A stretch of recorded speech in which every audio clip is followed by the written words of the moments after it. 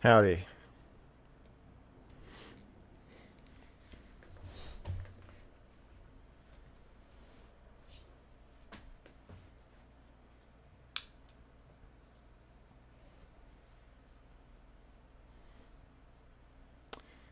Hi, horses.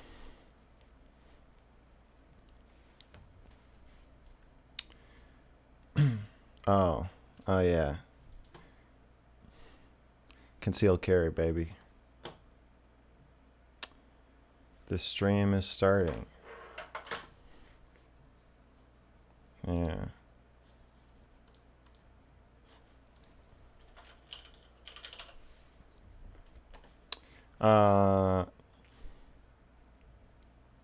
Alright, I guess we're gonna start talking now. He just messaged me. Looks a little crooked. That's gonna bother me.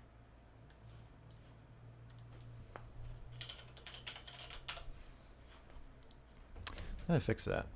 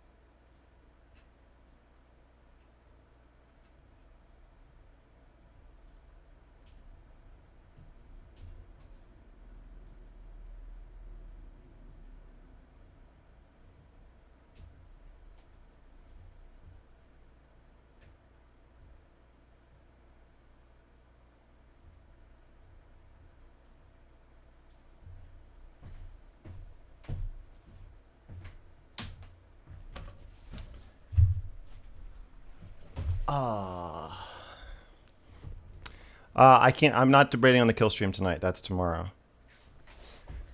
We're talking to wickedSupreme tonight. Kill stream is tomorrow.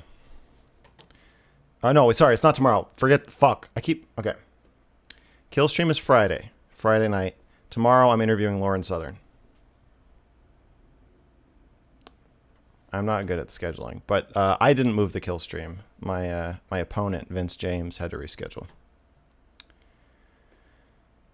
I saw Stardust debating on the kill stream today, though. Have I ever talked to this guy before? We've messaged a bit, and I've watched some of the stuff. He's like done some like reactions to me and stuff, but no, we never talked.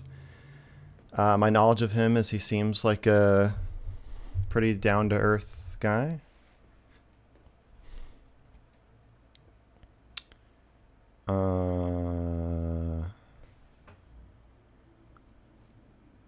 Okay. How my likeness is my full-time job. I like it. I probably won't stream this much though. I think I'm gonna get into a groove of like 3 times a week. Right now I'm just like, you know, capitalizing on the attention peak. But I want to spend more time making. I don't know. I like it better than my other job, that's for sure. But I want to have time to make videos for my YouTube channel, which I see as like the kind of core mission. And that's hard to do with this. But now that I quit my office job, I think I can do both. But I think 3 times a week would probably be ideal for me. But I don't know. I'm sure that'll fluctuate. Okay.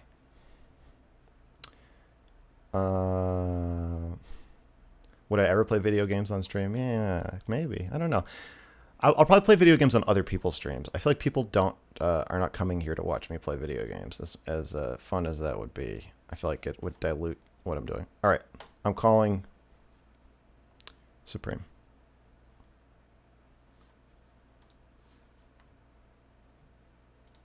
Hey. Hello. Yeah, me too.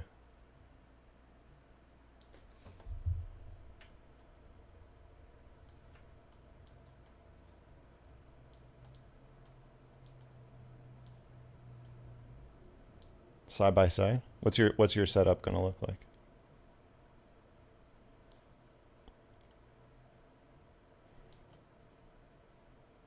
Oh, okay. I'm gonna give you like 40% of my real estate.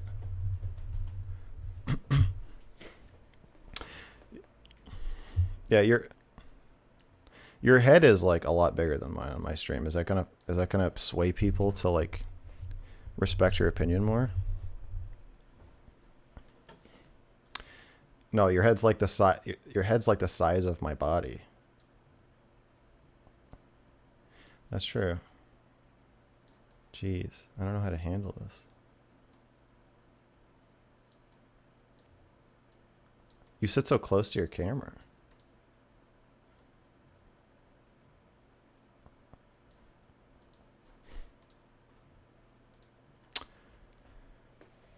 Yeah, yeah. I have a 50 millimeter lens on mine too. I think it's a Voigtlander.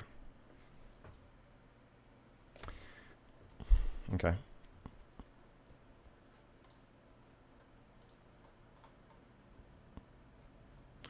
I don't think we should do that because that's gonna end up happening anyway.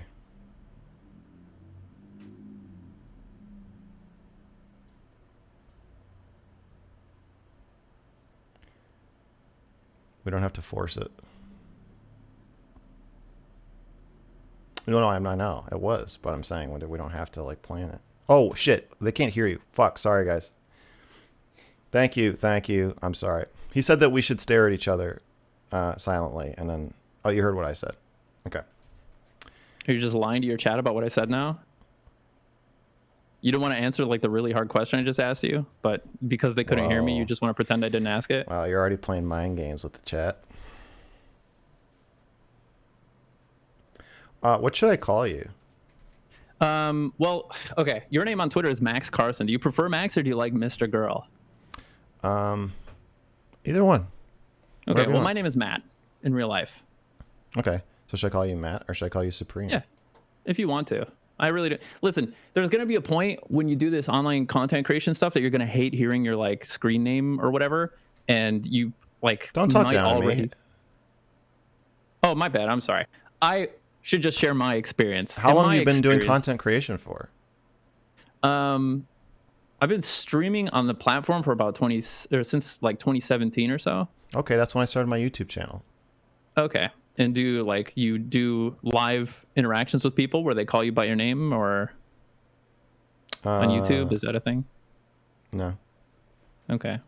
Well then, sit down and let me profess to you. Okay. Okay. Okay. All right. You're new to Twitch. You did just show up here about a month ago. Can you tell me a little bit real quick about what you expected this would be like and then compare that to what it has been like? I didn't really have any expectations. I was planning on making a Twitch channel just to like play video games for fun. And then separately from that, some of my fans convinced Destiny to convinced me to tweet at Destiny and then convinced him to read my tweet and then convinced him to talk to me. So this is like an arranged marriage. What was the time spread on that? Like you made the Twitch channel, you started streaming on Twitch. No, I didn't. No, I didn't make it. I was just planning on making it. I was thinking about it. I didn't have it. When I first talked to Destiny, I did not have a Twitch channel. Oh, shit. Oh, you know what? I actually remember that. Yeah, and then I was not really that interested in streaming. And then he was like, you should, like, if you're going to talk to me, you should, like, put it somewhere. And I was like, whatever, I don't really care. But then we talked again. Oh, then I talked to Vosh, and I still didn't have a channel. And then I talked to him again, and then people were, like, telling me to make a channel. And I was like, well, if you want me to make a Twitch channel, then fine, I will. So then I did.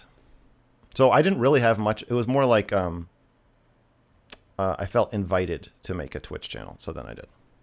So you didn't have any expectations or predictions of how it would go. You kind of just, somebody gave you the inkling to talk to Des and you were like, oh, let's just see how this goes. And maybe I'll get a few YouTube subscribers. Yeah. I didn't really have much of a plan. But then I started getting so much attention that the idea that I could do this full time, content creation in general, like I started making more money from rap and YouTube, and then it seemed like I could make money from Twitch, and my Patreon tripled. And then all that happened in the span of like a week. So I was like, oh, well, then okay, I'll make a Twitch channel. Like, fuck. I would rather, like, live streaming and talking about stuff, as I said to you in private, it starts to feel a little self-referential where, like, I like some of the videos we're talking about, or that I'm talking about with people on Twitch, are like things I made 2 years ago, or like the Cuties review was a year ago. And so it's like, I see how content comes in and gets bounced around between commentators, and then they review each other's commentary and then commentary about the commentary. And it's like this kind of like content generating machine. But I like being the gasoline. Like, I want to keep making new stuff. That's like the, to me, the like core, like I'm an artist. I want to create the stuff that people talk about, more than I want to talk about the stuff, even if it's stuff I made.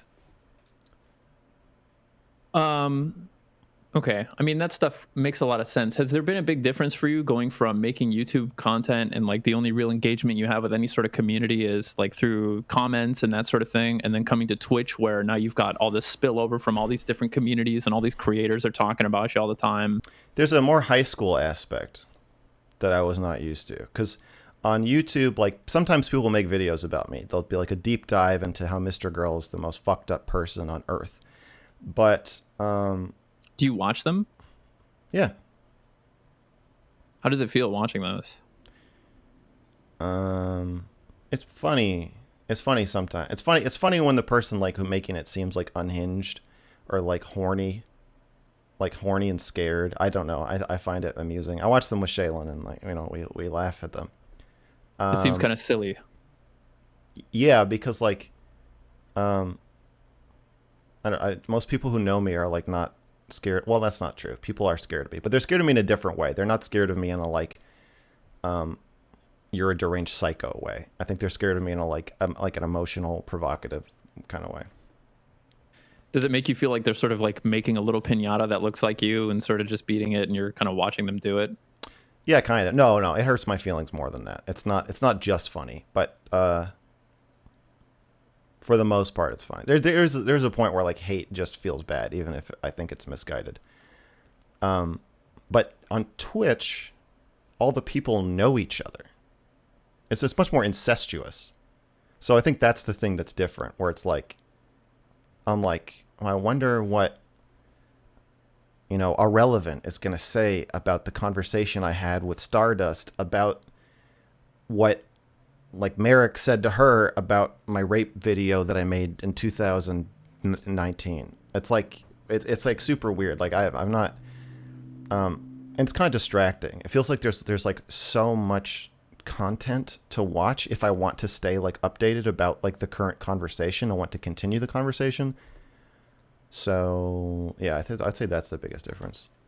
Have you been watching all these streams and watching what people are saying about you, and have you been really keeping up with it? Or I can't really keep up with it because like, especially that like week or two where there was just like a ton. Wait, are you looking at your chat? What's the chat etiquette here? What's our plan?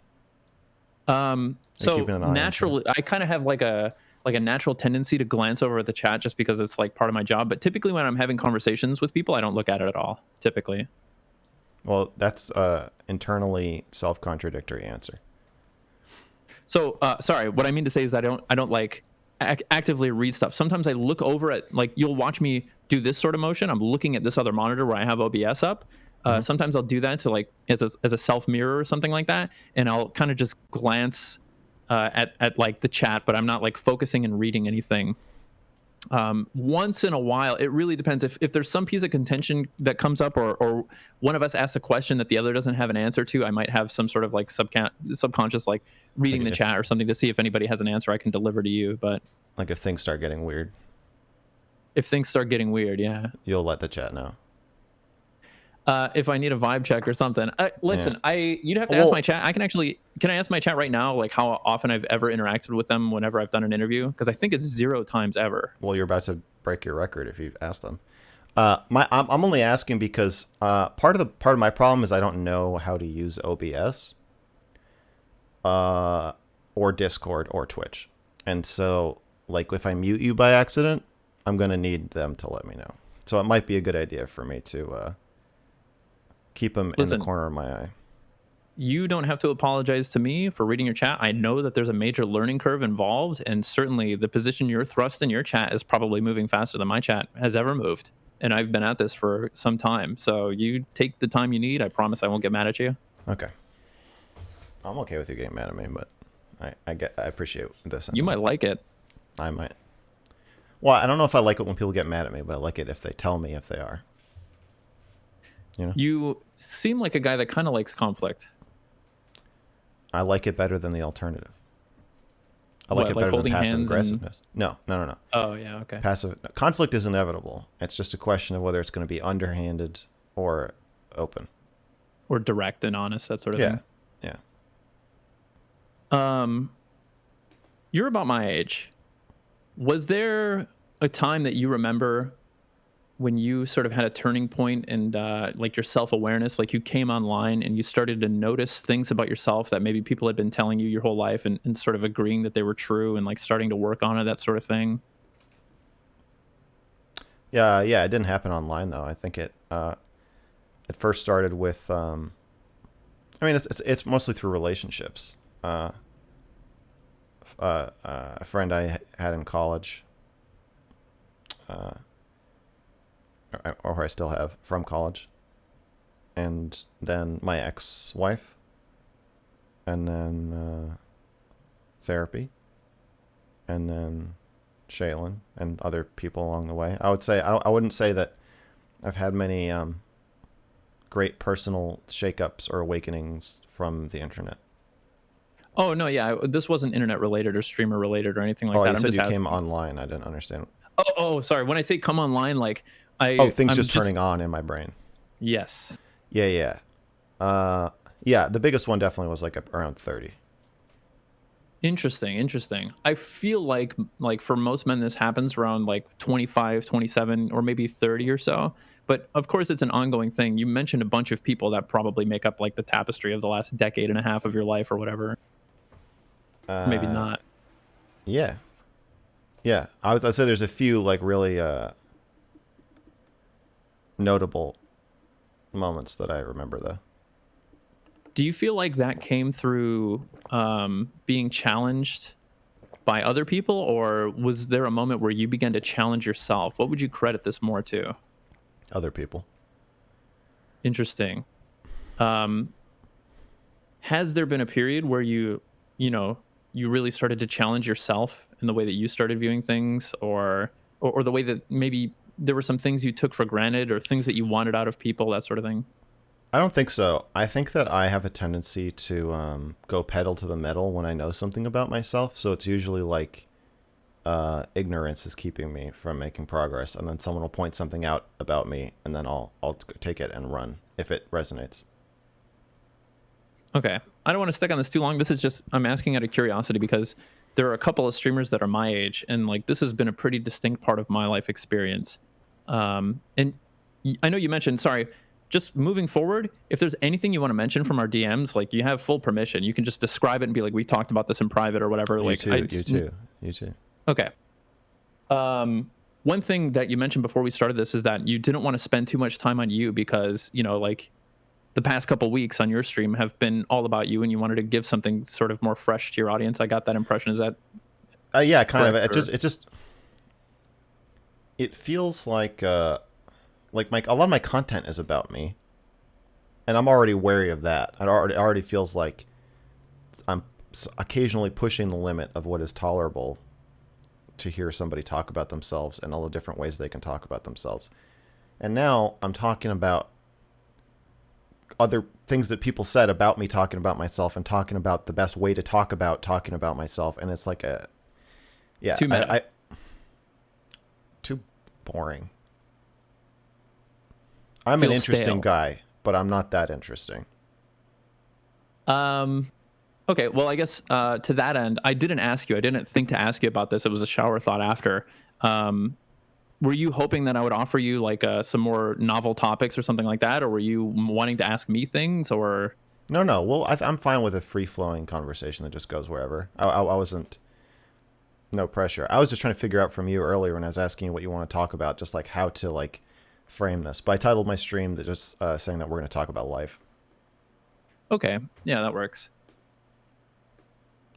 So it seems like a lot of your content came out of you having these thoughts, thoughts about sort of social topics or popular topics, things that you might see on Twitter or like ongoing conversations in the greater sort of like American zeitgeist or whatever.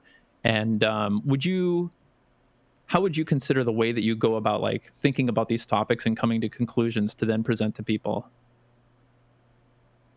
How would I go about thinking about topics?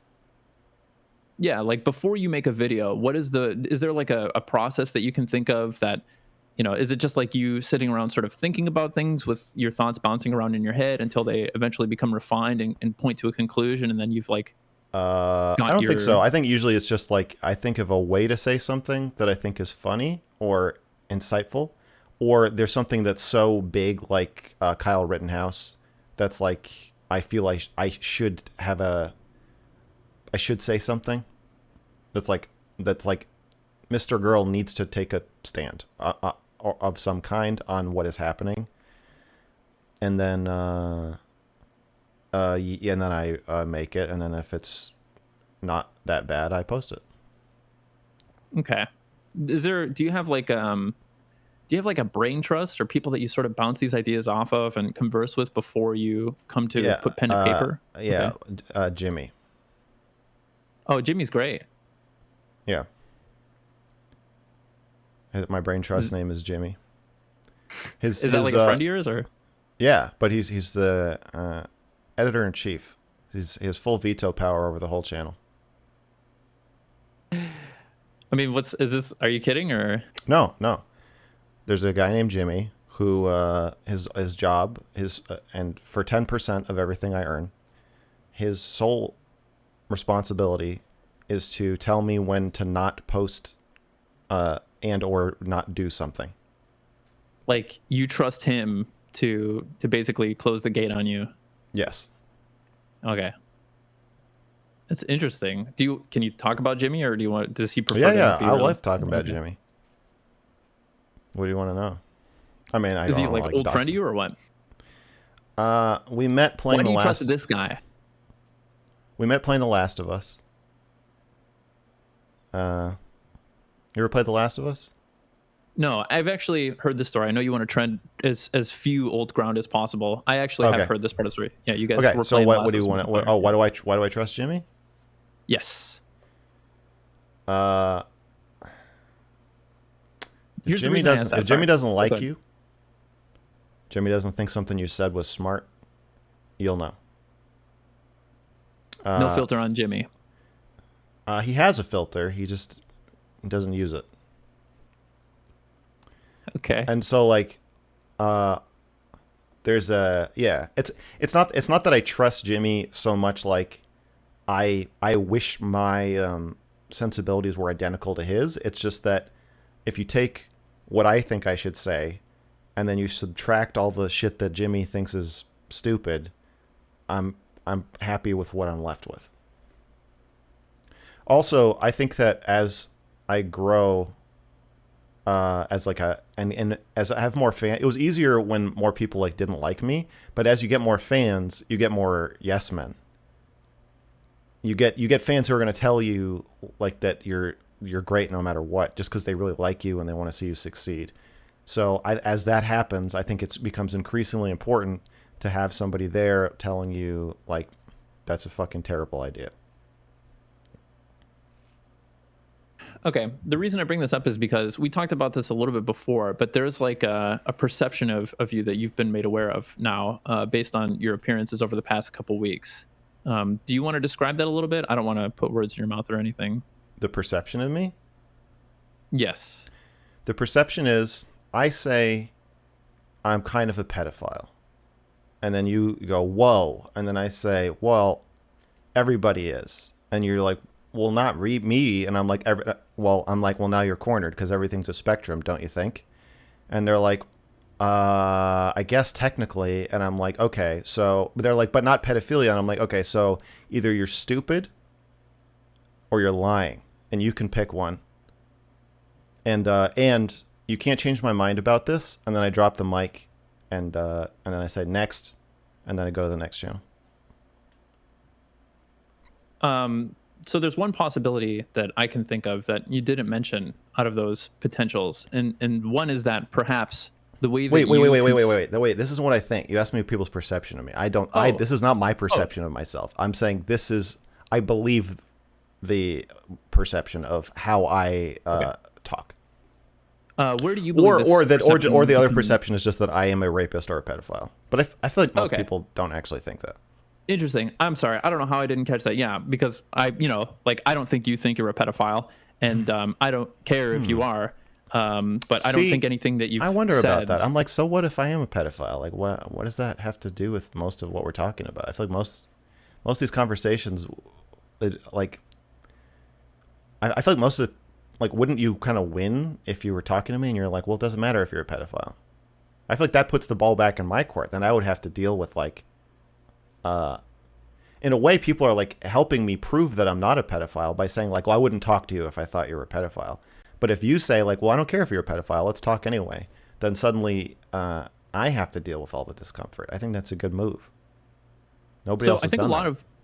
a lot of your message, or like what you came here to sort of what you've been chewing on and what you want to deliver to people, I personally think is actually pretty valuable, and a lot of it came out during the Vosh conversation, or at the very least all the positions that you had in the Vosh conversation I have some alignment with, and I think is actually pretty valuable. And I was really surprised to see that, to see Vosh like rejecting you at every turn. For example, like you guys spend a lot of time on why don't we teach history in a deterministic fashion? Why don't we teach history as like a result of causal events that lead to this horrible outcome? You're And if we had spent more, surprised? well, no. I'm surprised that Vosh, as a I don't. sociologist, and sociology is like this an But he's entire not. discipline about. Go ahead. He's a streamer.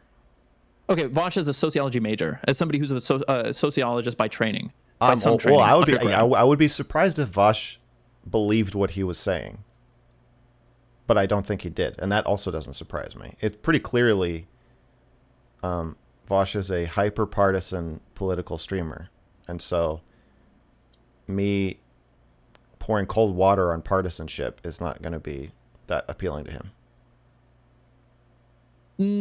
So listen, I certainly think that a lot of that is true. I think Vosh is like an ideologue, um, for like what he considers to be pragmatic leftism or something like that.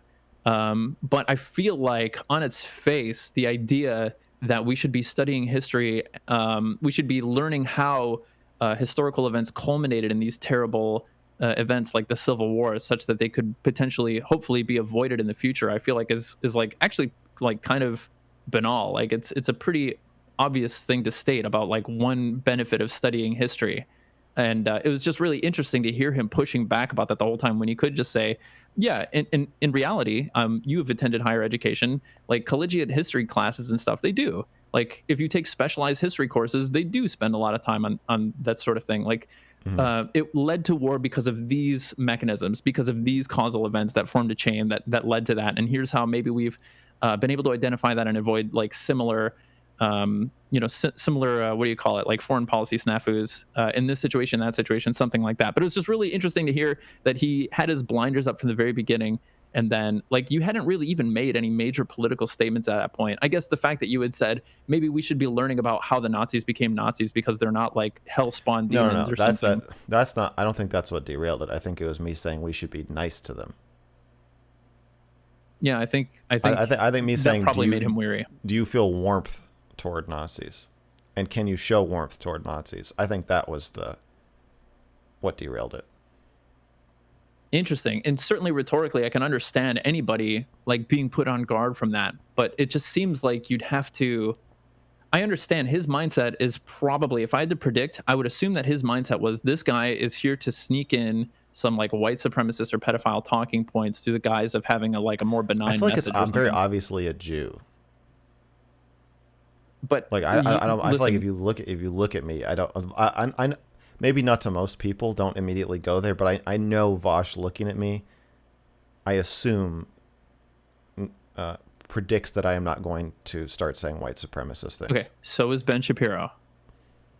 We've seen some shit on these platforms. I've never Have you seen ever? Ben Shapiro say that he feels warmth towards white supremacists or that we should. But so Vosh's understanding of what Ben Shapiro hopes to achieve in America, like Vosh's understanding is that this person is a useful idiot for Nazis or something like that, he would probably say that about Ben Shapiro, I assume, right? Or at least I can imagine. Sure, that's but a like thing the that he, rhetoric that you hear from Ben Shapiro, he may be he's sympathetic towards like white conservatives, but when you actually trot out literal like German Nazis, I think most Jewish conservatives are like, well, sure. I'm Listen, not on board anymore. I'm just here to tell you, we've seen some shit on this platform, and the Okay, idea that a okay. Jew can say something like can want to even garner sympathy for Nazis or something like that is not unthinkable for Well, I us. do Like, want to garner. I want to garner empathy for Nazis. I understand. I understand this viewpoint. Have you ever heard of determinism? Yes. Okay. So it seems like you subscribe to. Is this one of those things where you're just saying yes and then hoping that I explain it, or? No. Okay. No. Sorry. Okay. Uh, Um, I I think that people get a little fancy with when they look through a determinist lens and when they look through a lens of like blaming shit on people. And I like to challenge people to look through a determinist lens when they're at their most angry and hateful. Yeah, and I think that can be really really valuable, and certainly it takes like it's good to wait until it's good to have some tact and wait until it's not like insensitive or in poor taste to do that, of course. And I, I'm not accusing you of doing this in poor taste. oh, I think Um, I don't agree with that. I don't think it is good to wait. so like if Like so the like Virginia in Tech 19 shooting thing. oh Oh yeah, yeah, that's true. 1945. So you stick. I was gonna say like 1946. If you went to like fucking Auschwitz and they're like hauling out people that are starved, would you be like, we should feel some warmth toward these Nazis? You wouldn't keep yourself from doing that. No. If Jesus can say they know not what they do while someone is jamming a spear into his torso, then the rest of us can fucking suck it up and have some empathy for the people we hate the most. Yeah, but not everyone's a Christian, and certainly not. Well, I'm not a Probably Christian bunch of people. either. I'm just saying that Yeah. that's I think that's the ideal to me in empathy. Okay.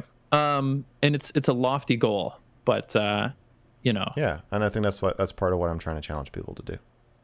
I feel like there's kind of a contradiction here where you're saying I need to be as brash as possible and unempathetic as possible in promoting empathy in people. I don't think it's unempathetic to be brash. You're conflating empathy with niceness. I can understand the emotions that I'm provoking. It doesn't, and I can care about them, but still provoke them.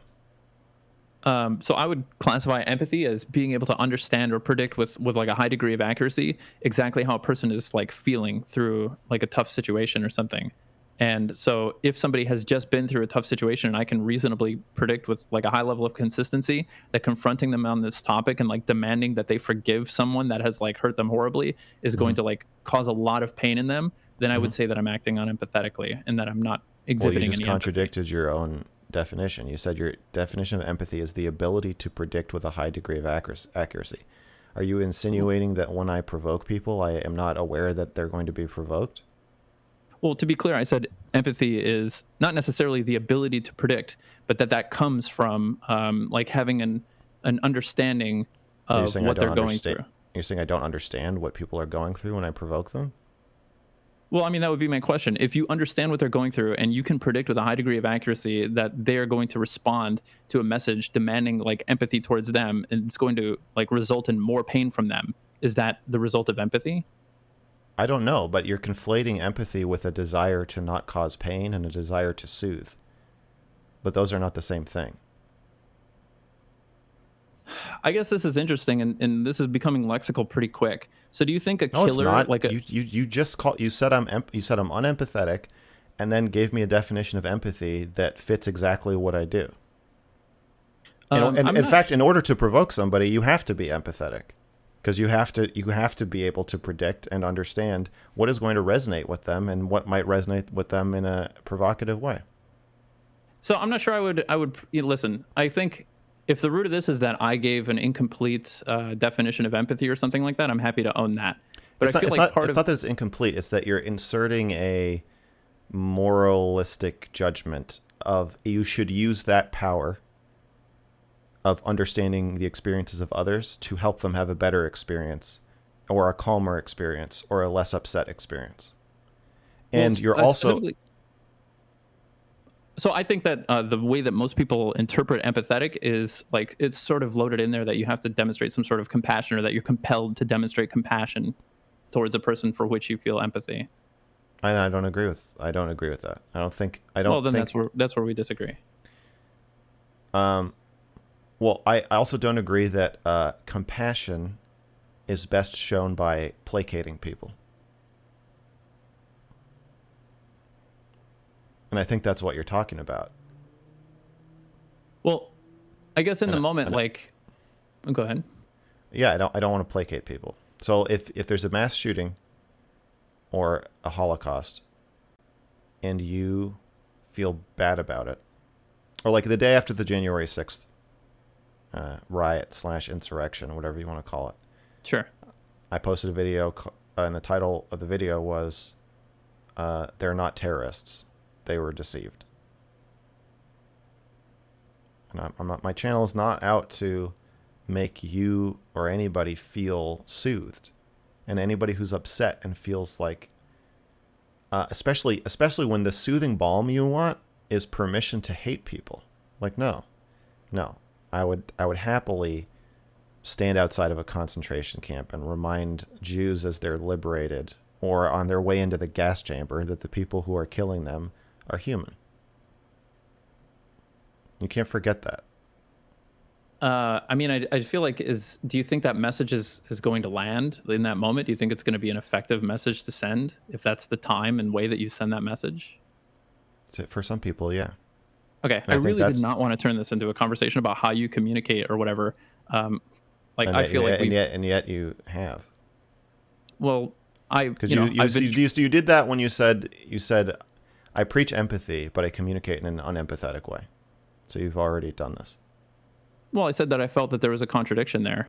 That's fine, but in doing that, you have brought up my communication style, and you've assailed it. And then, I said I was happy to agree to disagree about our definitions of empathy. You are so focused on not upsetting people that you're distracted from the parts of what you're saying that could be upsetting.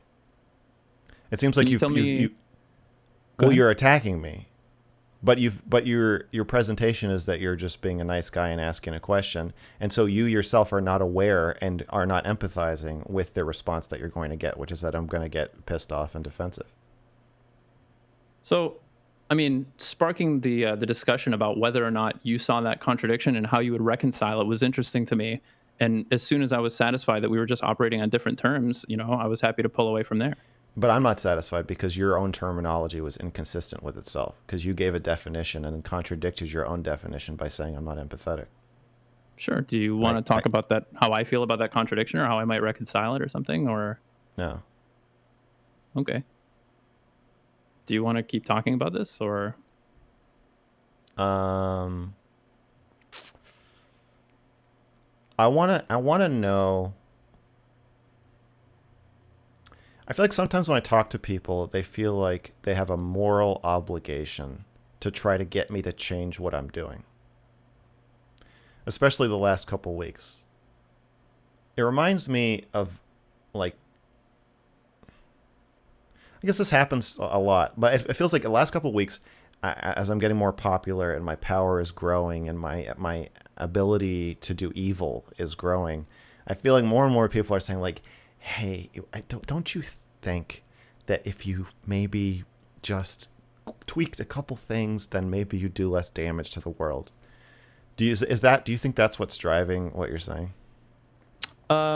In the moment, I'm really just curious about like something that I see as a contradiction. I want to hear how you see it, whether you see it as a contradiction, and if you do, if there's any sort of extra information to reconcile that contradiction. If you agree it's there in the way that I do, and we found that we don't agree that it's there in the way that I do. You think it's Um, you think that being nice and being compassionate are the same. And I think they might even be opposites. well, I feel like showing compassion, or at the very least, trying to take measured steps to like to not participate in actions that are likely to cause a person pain, I during like a understand, difficult but you time. said Mhm. so. Do you see what I'm saying? That to me, that's being nice. That when I tiptoe around your feelings, I'm being nice. That's how I define it. But you define that as a component of compassion. Well, being nice can certainly be a measure of like showing compassion. Right, and I completely disagree. I think that being nice is a political, self-protective, uh, defensive thing to do. Unless the person is like, um, I guess if so, it, I don't think you could be nice and empathetic at the same time. Because the things I empathize with you, the things I feel that you're feeling or things that I see in you are not things that you're going to be happy about. Because the only valuable empathy that I can offer you is stuff that you don't want to face. I can empathize with the stuff you already know about, but there's no point in that. Right? Like there's, to me, valuable empathy is when somebody tells you, you think you're having the best day, and you say, "Gosh, this is so great that we're here, and we're at Disney World, and we're having such a great time." And then the person who knows you best says, "You seem really sad." To me, that's the most valuable empathy, but it's not. It's not nice at all. So I see them as a bit contradictory, being nice and being empathetic. The nice thing to say is yeah, and for your loved one to lie to you and tell you that they think you seem happy too because that's what you said about yourself and you want to be reaffirmed in your belief about yourself. Now, I have some tolerance for that. I'm not saying that I'm going to like cut down every single person's view of themselves anytime I'm talking to them.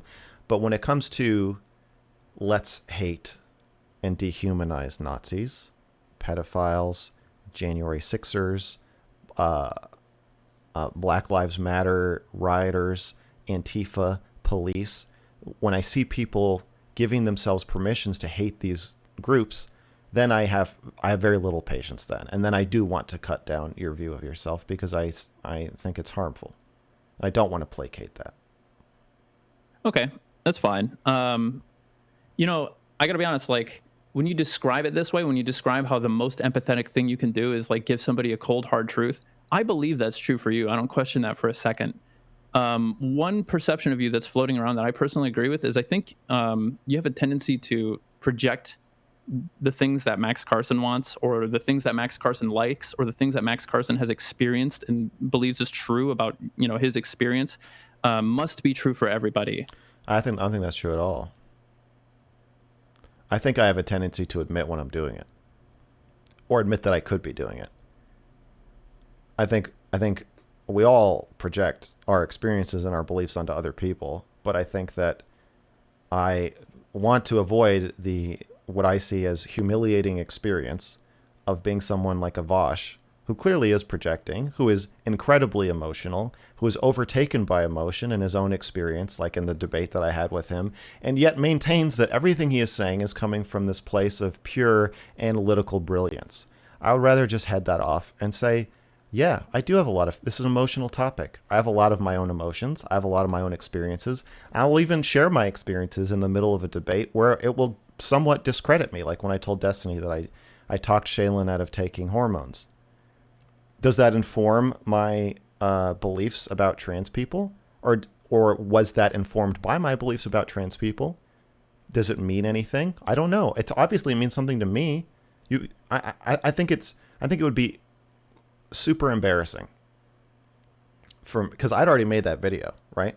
So to me, the alternative is I can say, well, I have a degree in psychology. I just did this research video. I read all these blah, blah, blah, and I interviewed people, and I'm very smart and very knowledgeable about this subject. And so this is why I believe what I believe. And then, and then Destiny says, oh, well, yeah, that's okay. Sure, yeah, you made some good points, blah, blah. And then immediately afterwards, somebody types in his chat, hey, watch this video. And he clicks on it. And there I am, calling Shaylin a fucking idiot because she won't admit that piercings are like a way to avoid her body or avoid gender. And then, come to find out, wait a second, Mr. Girl talked his girlfriend out of taking hormones after they'd only been together for 2 weeks. Well, this seems kind of relevant. And there I am, humiliated, embarrassed, and discredited because I did not have the foresight or the honesty to just admit, well, this has affected my personal life. And here's how that happens. And I think people misconstrue me acknowledging a personal thing that could make me biased or that could make me appear biased. They conflate that with me thinking, because I had this experience, now I know the truth. It's just part of my views. And I think I'm not that interested in debate for this reason, because it involves lying about your views. It involves saying, drawing these lines and saying, well, this, I happen to just feel super strongly this way, but also I have this trove of data that I'm going to use to prove my point. And it's just a coincidence that everything I think about this lines up with everything I feel about it. I think it's a much better idea and much more honest to just say, here are my biases. Here's how I feel, especially with topics like pedophilia or gender, where a lot of it is about feelings. I just think it's more honest and straightforward to do that. And then the other thing, when people say that I told Destiny that he tried to corner me. He said, is it possible that you have some beliefs about this that could not be changed by data? Now, the politically, optically correct answer to that is, of course, no. No. I will always agree with the data. Whatever the data shows is what I think, and I think what I think because the data shows it. But that's a lie. That's not true. That's not how anybody operates. Anybody who answers that question is lying. Anybody who answers that question as if they don't hold any positions that can't be changed by data. No, the obvious answer is to just say, I'm human. Of course I have positions that can't be changed by data. That's part of being a person. I gotta be honest. I feel like if I answered no to that question, listen, this might be a really good example. Off the top of my head, I can think of 5 really strong examples of you projecting your experience on other people, and it usually comes to a head when you accuse them of lying when they give an answer. And one of them, I'm not accusing them of lying. That's not what I'm doing. You do it. I believe you don't know that you do this, but I can offer you a couple examples. I don't think you understand what I'm doing. Okay. Oh, we talked about this over DMs a bit, as well. But I told Booksmarts I thought he was lying, right? Well, we didn't have to go to the Booksmarts thing, but we can talk. Let's go to the fucking Booksmarts thing, because this whole conversation fucking reeks of Booksmarts. I can smell his leather bindings. Go ahead. When I told Booksmarts I thought he could possibly be lying, that's not an accusation. I'm not saying that in the hopes that he's going to convince me otherwise. That's a disclosure. I'm saying, I don't believe you. I can't control what I believe. If I could, my life would be super different. I don't want to believe a lot of the stuff I believe. I just believe it. And so I'm making an attempt to be honest with him and say, I don't believe what you're saying. I don't think you believe what you're saying. So what do you want to do from here? I no longer believe you are in fully good faith. I think you're lying. Does that derail the conversation, or do you want to keep talking knowing that I think that? What I'm not going to do is pretend I believe you, because I don't want to do that. I don't want to start lying. I don't believe you. Why don't you believe him? Because I think he's a fucking liar. Based on what? It doesn't matter. I don't have to. But that's a separate question. Why I think he's a liar or how much I think it is irrelevant to the point I'm making.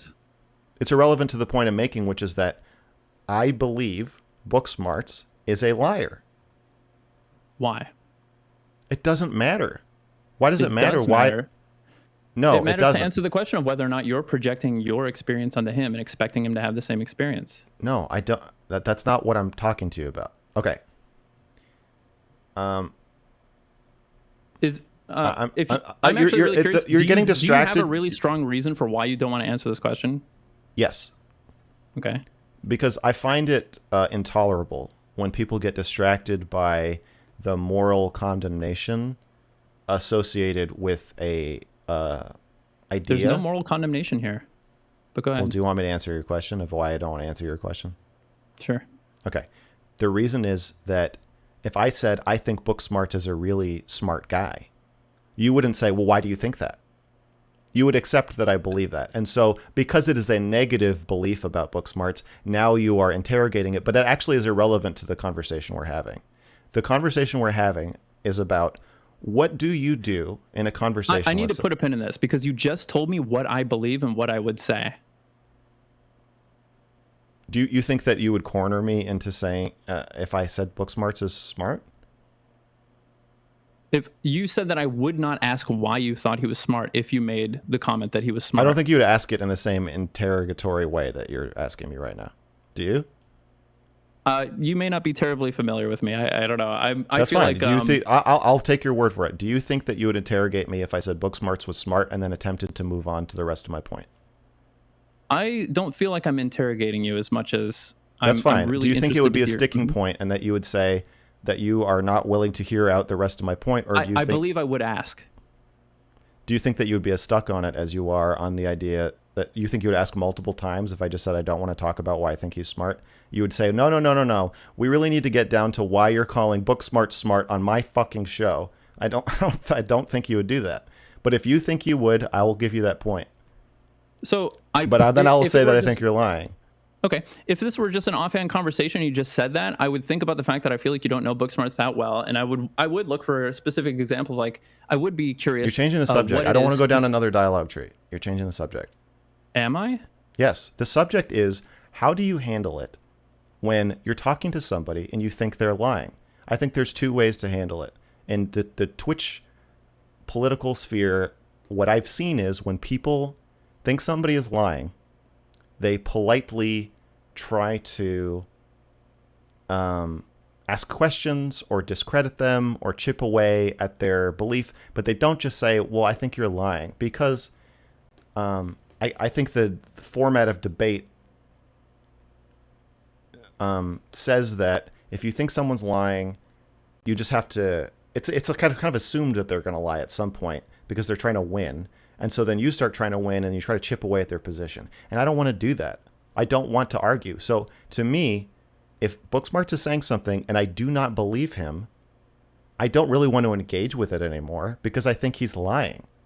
If I continue to engage with it, now I'm lying because I'm pretending that I think he really believes what he's saying. And then I'm really fucked because what I don't want to be doing is going down this murky, especially with a dangerous, scary topic like pedophilia. I'm not going to be going down this murky river with him, pretending that I think that he's actually going down along with me when I think what's really happening is he's lying.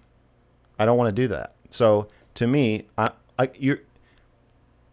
you keep implying that when I make a disclosure about my beliefs, I'm making a definitive statement about reality that I want you to agree with. And that's why I keep trying to remind people, I don't need Booksmarts to think he's a liar.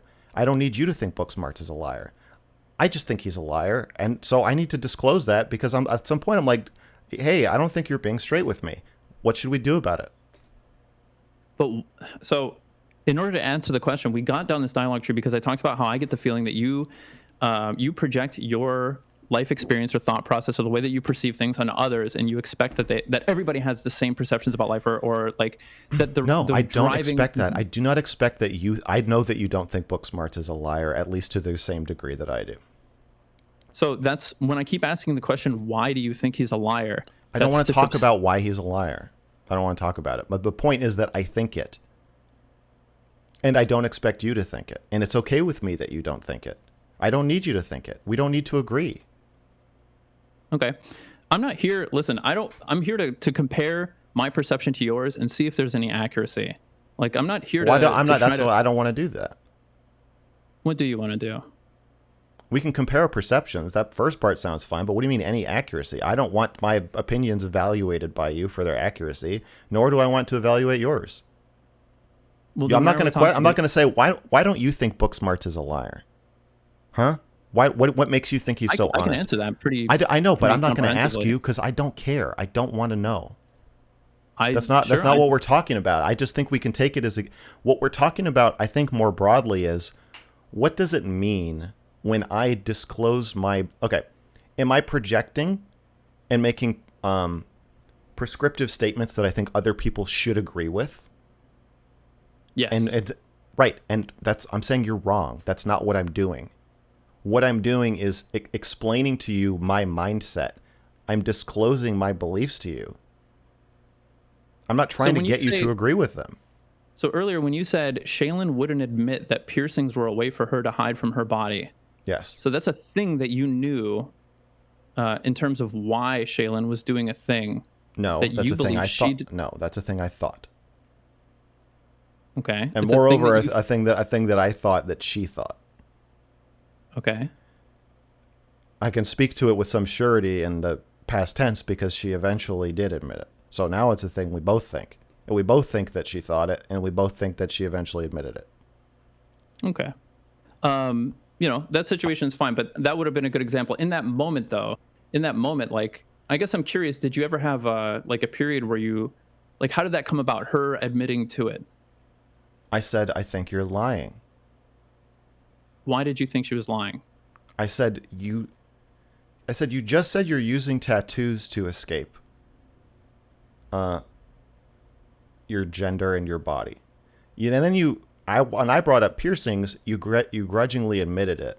And then you described all of these things as self-harm, and you said you think they're all the same. You said you think gender reassignment surgery is self-harm. You said you think hormones is self-harm. You said you think tattoos are self-harm, and you grudgingly admitted piercings are self-harm. And then at the end of the video, I'm like, well, don't you think you should take your piercing? Like, why don't you take your piercings out then? And she got like really mad and started turning it around and said she didn't want to talk about it. And I was like, you're being fucking evasive. Either talk about it or say you don't want to talk about it. But like, don't tell me I'm wrong because you're lying. You're contradicting yourself. How do you know that she's lying? I don't. I just think it, motherfucker. It's the same goddamn story as Booksmarts. I just want we can switch out the names all. We can switch out the names all day. What you said, just to be clear. Do you want me to tell the story from a point of view other than my own? Okay, I'm just restating because you just said, I know you're lying. Just stop lying. And I said, well, how did you know she was lying? And you said, I don't know it. I'm just restating what you were saying. I'm not trying to paint you in a corner or anything like that. Like, I'm just restating exactly what you said. Okay, that's when all. when you know something, do you allow for the idea that you're wrong? So I'm not sure how familiar you are with me, but I almost never ever use the term that I know something. Like, in fact, do you know your own feel name? Like I do know my own name because that's a thing that I can decide. That's the only reason you know your name. Do you know what name you were given at birth? Yeah, I have a birth certificate. I have some empirical evidence. You don't have it with you right now. I actually have it like about 2 feet away from me. Yeah, but you're not looking at it. That's true. Yeah, it could be a fabricated memory. Absolutely, it could be. I could be misremembering what my name is or something like that. But I have like a consistency of memories that dates back about 35 years. I would say, sure, fine. I am reasonably convinced that I was born and named this based on like the sum of every experience I've ever had in my life of me being referred to by that name, or at least a set of memories in my head. Sure. That allude to this. And the fact that if I call in my wife right now and ask her what my name is, she'll tell me that same name. Well, we don't know that. That's just you think that. That's not happening right now. I predict that with a high degree of accuracy. Okay. Yeah, so sure. I guess my point. High degree of confidence. Sure. My point is that if you contradict yourself, and so like when you said the definition of empathy, and then I believe you contradicted yourself. If somebody asked me, "Do you know that Matt contradicted himself?" I would say, "Yes, I know that." However, if somebody showed me the video later and then what you said was different from what I thought, then I could be wrong. When I say I know something or I believe something, like if I say I think Booksmarts is lying, I'm not saying I omnisciently know he is lying. I'm saying I think that. That's my fucking operating principle. I don't know what you don't get about this. Well, it seems like so in this moment when you're explaining, you're just saying I'm being hyperbolic. I'm using this term colloquially to just demonstrate that I believe this with a lot of confidence. That I'm like personally kind of convinced, and that's fine. Okay, and so I'm in a conversation with Booksmarts. I am personally convinced he's a liar. What do you want me to do? Well, what would you do if you were me? As far as what do I want you to do? Yeah. I mean, if To given the meet your moment, the fact. fucking holy standards for not projecting onto him, if I think someone is lying to me, what do you think I should do? So it depends on why you think a person is lying. In this case, if it's the case that you think that a person is lying because they're not reporting the same experience that you have, in this moment, given that you're giving me the opportunity to like have a conversation with you about this, I would attempt to persuade you to lay off that button. Thinking that, No, I'm especially saying with certain. what would you do? It's caught talking to book smarts. You're Mhm. looking at him talking, and you think to yourself, "Oh, uh, you're you're just saying whatever." Your goal in this conversation is not actually to get to any sort of deeper truth. You're just making content. And I'm the freak show, and you'll feed me things that sound like you're engaging with me to get me to say the most fucked up stuff that you possibly can so you can put it on your YouTube channel. So I I don't get what's believe happening. that. If So so if I you don't if believe. you if you Mhm. had that thought, You and I have a difference on how we perceive the situation. The difference is that I don't have to. I'm not calling anybody a liar. I don't think that anybody is lying. I think are there's you a willing to misunderstanding. answer a hypothetical question about this? Sure. Yeah. Can you empathize with a situation in which you think somebody is full of shit? Absolutely. Okay, imagine you're me in that conversation with Booksmarts, and you are an evil alien scientist comes down from a different planet and injects a horrible, horrible syringe into your brain that makes you think Booksmarts is full of shit. So now you believe he is full of shit. What would you do? So again, like this may be interesting to you because you're just maybe you don't know who I am or what my content is. But in I'm that asking moment, you the before question. I'm answering the question, instead of insinuating or vocalizing that I What think a would person is you lying, do? I would sooner check myself and like I would recognize that I do not have the evidence required to insinuate that somebody is lying or to accuse somebody of lying. Okay, so you're saying if you believed he was lying firmly, the same way if you see somebody uh, stick a candy bar in their pocket at CVS, you believe that they're stealing. Now, they may just be putting it in their pocket. They may pay for it once they get to the register. But you believe strongly that this person is stealing. So similarly, if I saw somebody putting change in their pocket out of the thing or Hold whatever, on, hold on, hold on, hold on. mhm. What would you do if in the conversation with Booksmarts you firmly believe he is lying? And not only do you believe he's lying, you believe that he will lie if you ask him about it. Because the thing about liars is you can't really nail them down. They'll just slither away. Like they'll wriggle out of whatever trap you put him in. So you also believe there is no way to get him to admit that he's lying. What would you do at that point? I would just let it go personally. And what does that mean in action? It means that I believe I would be exhibiting the maximum amount of intellectual honesty if I No, no, no, reconcile no, the no, fact no, that no, I. no, no, no, no. Physically, you're sitting in your chair. The camera's aimed at you. 1,000 people are watching you. What would you say or do? I would probably do what I've done quite a few times in this conversation, where I just go like this. I just take in the information. Okay, so you would stop talking, and then what?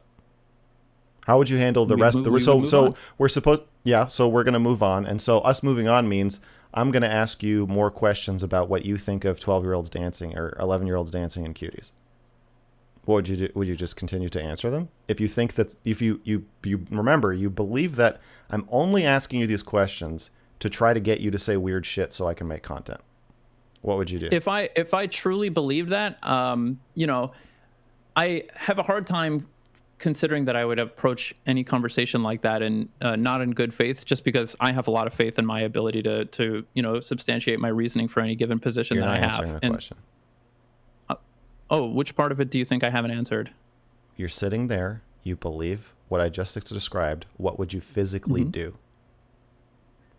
Okay. So about a minute and a half ago, I feel like I told you that we would just proceed with the conversation. So you would continue to have the conversation about 11-year-olds dancing in cuties while believing that this person is trying to exploit you for content for their channel. Especially if I had already agreed to the conversation, knowing what the topic was and what the risk was, I would come prepared, confident that even if a person tried their absolute best to poorly frame whatever it was that I was saying, yeah, I would have to stick to my guns and be, I would recognize I agree to have this conversation. I believe in the things that I'm saying, and so I have nothing to fear by delivering that.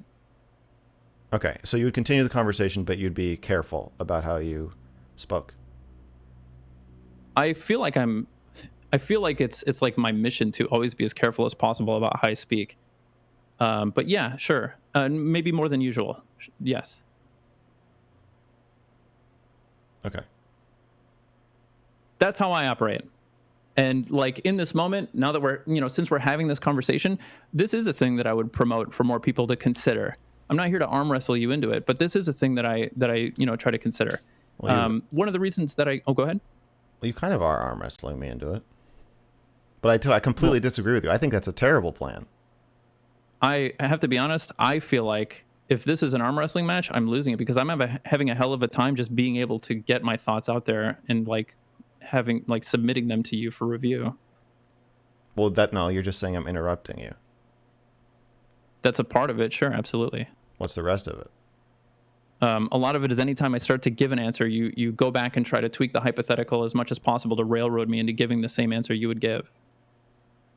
Doesn't that mean that you're winning the wrestling match?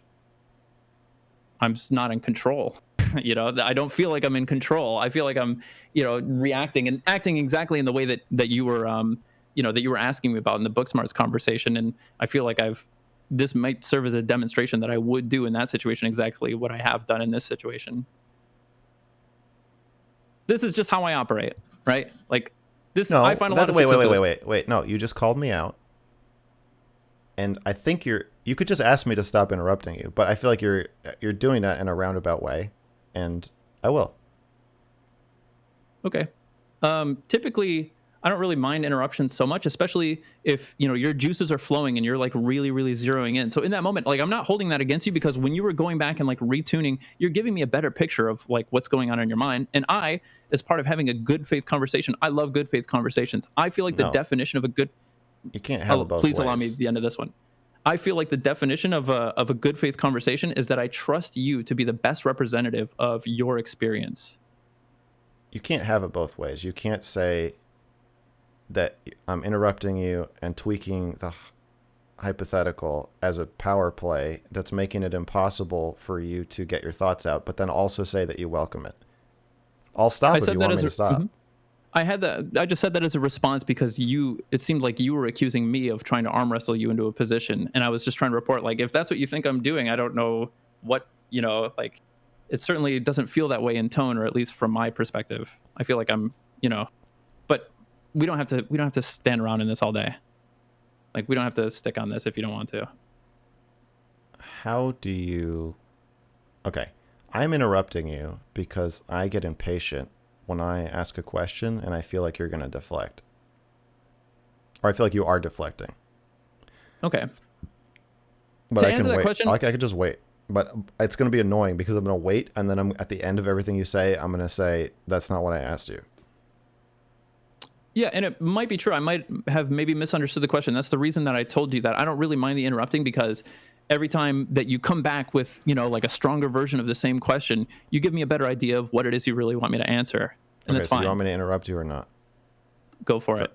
Okay. But if you accuse me of arm wrestling you into a position, I'm just going to be like, bro, I'm giving you total control of this conversation. Well, no, you've consented now. And yeah, It's true. and you can. That's why I'm giving you control. I right? want continuous, enthusiastic consent. You can revoke your consent for me interrupting you at any time, but right now you've consented. Do you want to talk about that? The consent thing? I do have some thoughts on that if you want to hear them. No, I want to talk about how you think that telling someone you think they're a liar is projecting your beliefs on them. It almost sounds like you think either I shouldn't have beliefs, or that I should not tell people what they are if they're insulting. So it depends on. Mm-hmm. And I reject. No, I reject both of those ideas. I think that if you think I'm full of shit, or you think I'm a pedophile or a rapist or whatever, in the middle of our conversation, just tell me. Just now you told me you thought I was strong-arming you. You don't know that I'm strong-arming you. You just think it. It might not be true, or it might be true. I think it's valuable for you to just fucking tell me. I can Yeah, handle it. the best I can do is offer you my perspective in that moment, but I'm going to do so in a way that I think is constructive, and at no point am I going to question that you are intentionally delivering to me a thing that you do not really believe. I trust you to be the best No, representative of your thoughts and your you perspectives. didn't accuse me of being a liar. You accused me of being manipulative and pushy. I don't think I accused you of being manipulative. I mean, I Strong just arming. told Whatever, you. however you want to characterize it. You Mhm. accused me of strong arming you. Real quick, how much longer do you want to spend on this? Because I want to go into some other stuff. However long it takes. Okay. So I guess I'm curious, what is the contention now? Can you rephrase what it is that you want me to answer or reconcile or something? I want you just to recognize that you've made an accusation about me. That I'm What is strong the arming, accusation? that I interrupt you, and that I change the hypothetical as part of a power play that makes it impossible for you to express yourself. Okay, so I feel like we just talked about this, and I said, I just I let thought I me explained can pretty. I just lead you through this? If you want, yeah. Okay. Do you agree that you've made that broad accusation and or something like it? So something like it, but there are a Sure. couple of I terms don't. that I pretty Yeah, whatever. explicitly Just already a disagreed with. rough sketch. You said you're interrupting me. You're changing a hypothetical, and the broad strokes. You're telling me that I'm taking control of the conversation. It's making it hard for you to get your ideas out. Yeah, And sure. maybe implied there is that I'm doing that to make it hard for you to get your ideas out. No, I already said that. In fact, I even believe that your intention when you go back That's and okay. That's redress the fine. hypothetical. Okay. Okay. So whether it's intentional or not, that is the effect of what I'm doing, and so that's the claim that you're making. Well, it's not a claim. It is a claim, but it's a response to an accusation that you made that I was trying to Just arm wrestle you into a position or whatever. something, I right? don't care what it's a fucking response to. Okay, I'm just saying that sure. you said something about me, and this is what it was, basically, right? Yeah, it's a description of the conversation we've been having. I don't think I No, put I just any. want you to yes or no. You said something about me, and that's basically what it was, right? And it could be perceived by me as an accusation. Can I just walk you through this? Will you trust me? Will you take my hand and let me take you to the promised land for just a second? Then you can go back afterward. Have at it. Okay. Okay. So we agree that you made some kind of broad accusation that could be characterized as an accusation, and it is characterized as an accusation by me. We agree on that? That you are characterizing. Can we Do we agree agree that that it you is are characterizing? it's not a good thing to interrupt people and change the hypothetical so much that they can't talk to you, right? We agree that that's not like a good thing that you said I did, right? You said I did a bad thing. Well, specifically, this was just a way for me to defend myself from the accusation. I was not implying that you were doing bad things for the purpose of like being an asshole. Can you please answer my question? Can you pretend that you're in court and you're going to end up in contempt of court and possibly go to jail if you don't just answer this question? Do we agree that broadly you said I did a bad thing? I don't even know how to answer this question. I'm sorry. Do I agree that broadly you did a bad thing? Do you agree that you said I did a bad thing broadly? Broadly, did I say that you did a bad thing? The intention of Do you think it's a good listen, do you think the it's answer good to interrupt people so much that to this question, I'm sorry. Do I agree that broadly you did a bad thing? do you agree that you said I did a bad thing broadly? Broadly, did I say that you did a bad thing? The intention of Do you think I it's would a say, good listen, do you think the it's answer- good to interrupt people so much that they can't finish their thoughts? Is that generally a good idea? Generally, no. Yeah, generally, I would Okay, say no. so That's not a with the good idea. opposite, we could almost say is a bad idea, right? It depends on the context. Well, in this context, do you agree generally? Okay, if you want to say no to this, In you this can say context, no. no. I'm going to answer that question. No, in this context, I generally do not. I already explained earlier that I appreciated you doing that because it was giving me a better idea of the question you actually wanted me to answer, and I think that's the reason you were doing it. Okay, so you don't think that you gave me any sort of criticism about how I was communicating with you in this conversation? In that moment, I saw that as a measure for me to defend myself from an accusation that you had made. Just yes or no. Do you think that you made any negative criticism about how I'm communicating in this conversation? Okay, the answer to that is no, and the reasoning for that is what I don't just want the said. reasoning. I don't want the reasoning. I just want to know. I want you to look me in the eye and tell me that you think you have made no negative criticisms of me in this conversation whatsoever, including when you told me that I interrupt you so much that you can't get your thoughts out. I think that I have made some negative criticisms, but it has nothing to do with the interruption. And yeah, it was. Okay. Oh, do you Well, want me to here's go a new on or what? question. How do you think of how I'm communicating with you right now? In this moment, I'm frustrated. Why? What do you think about me? In this moment, what do I think about you? I think Yeah. I Could you give me think any feedback? so. In this moment, it feels like you aren't going to be satisfied unless I say a certain thing. Okay. It's okay. So you think I'm trying to corner you into saying a certain thing? It does feel a little bit like that, yeah. Okay. Would you think that that is negative, a piece of negative feedback you are now giving me now that I've solicited it? Yeah, I think so, yeah. Okay. I think you wouldn't be wrong to interpret it as negative. Okay, great. So now you are me and I'm Booksmarts. You think a negative thing about me. We're having a discussion. You don't like how I'm communicating, and you have the choice. You can either continue to engage with me as I try to mercilessly and relentlessly corner you into saying something that I want you to say, or you can point out that you think I'm doing that. And now a fan of mine watching this might not think that's what I'm doing. They might think that you're being super evasive and that I'm just trying to take you to task and that you are trying to throw bombs at me from far away and that I'm just coming up to you and saying, hey, if you're going to say that, I'm going to make you back it up. I'm not going to let you get away with it. So there are multiple interpretations of what's happening, but your interpretation is that I am cornering you. So my view is that it is more productive for you to just say that.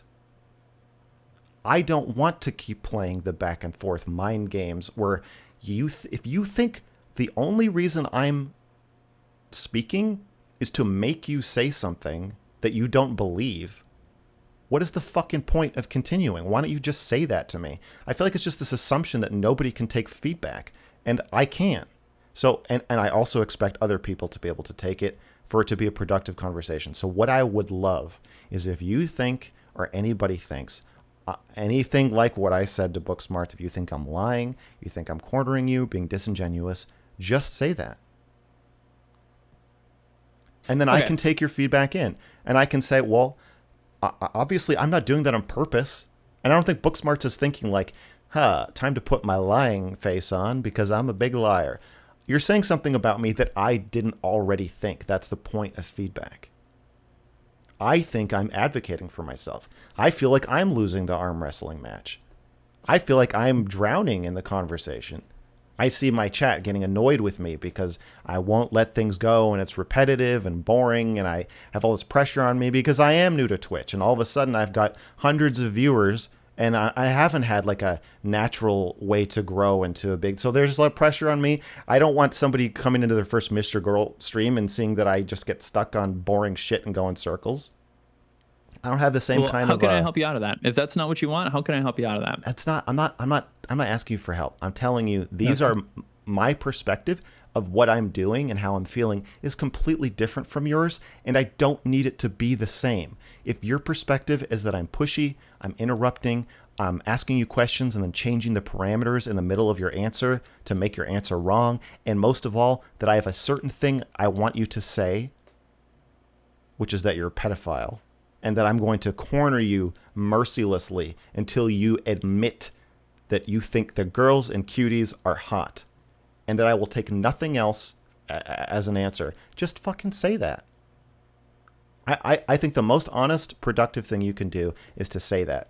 And it would be totally inappropriate in a presidential debate. It's a more intimate style of communicating. And so for me, in order to be intimate, there needs to be trust. And so if I'm talking to Shaylin or I'm talking to Booksmarts, if Shaylin starts doing something that I think is a lie, I'm going to say, I think you're fucking lying.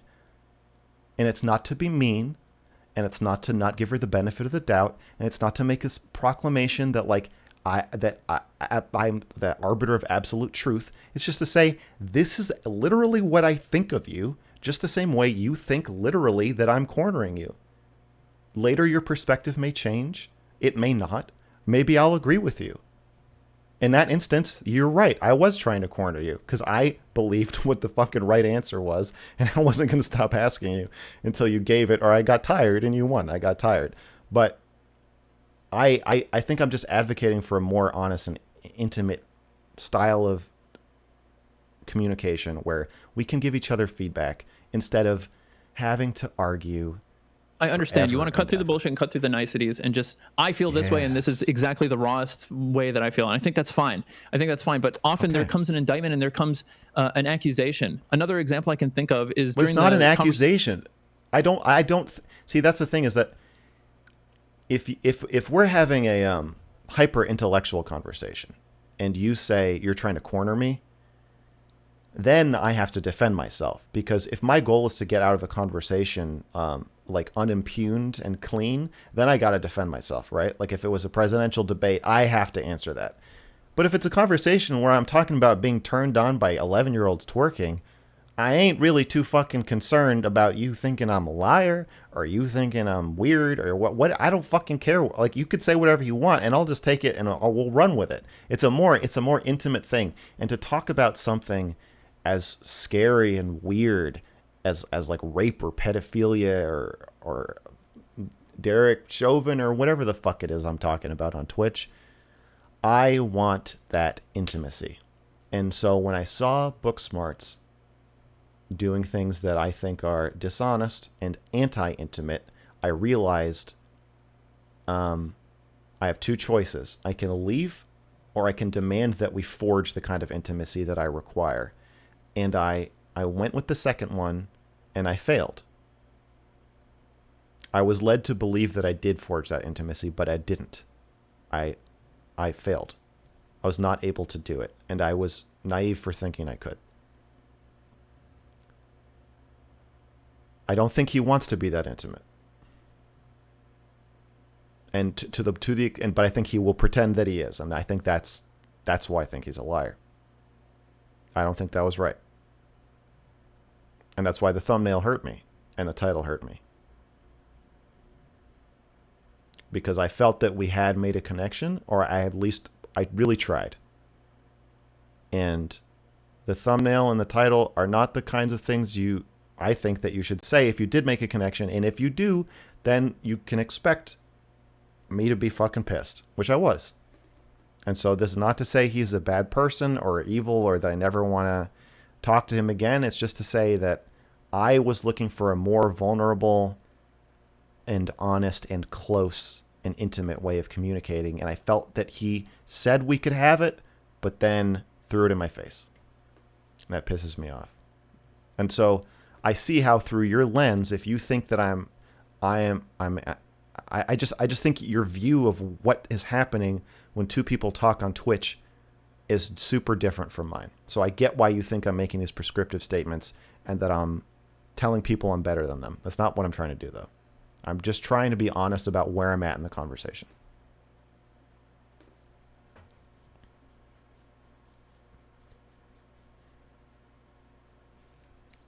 Anything else? Any other thoughts? About what? Anything. I mean, it seems like you've got a lot that you've got a lot stewing up there that you want to get out. You're saying I'm talking too much? No, I'm actually genuinely curious. It seems like, I mean, it seemed like an unsolicited. I just trust that you have a lot to say on this that you've been sitting on, and I want you to get it out. Unsolicited? I feel like I've tried to escape from this topic pretty consistently since it began, and even before it began. Have you said you don't want to talk about it? Yes. When? In DMs. I'm checking the DMs. I'm going to find out exactly what you fucking said.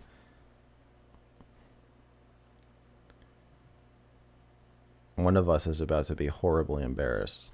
I really hope it's not me. Well, we later agreed that you could bring it up. Okay, that's looking good. This is looking good. Here we go. 2:53 p.m. I said, Yes. How about this? Let's agree not to talk about book smarts. One thing I don't want is to argue about book smarts. Yes. And I said, why not? Here, I'll play me and you play you. Why not? Sure. Actually, it's more fun if you play me and I play you. Okay. Okay. Why not? Because it's between you two, and I respect your individual agencies to feel however you want to feel about each other. I presented his case to you and your case to him. If that's really how you feel, then why would we argue? There's another I'm not going to promise not to bring him up. Whether you argue with me, it's up to... I'm doing a dramatic pause, motherfucker, okay? I'm a theater student. Give me a second. I'm trying to build tension to the audience, okay? Let me deliver this one again, okay? Okay. If that's really how you feel, then why would we argue?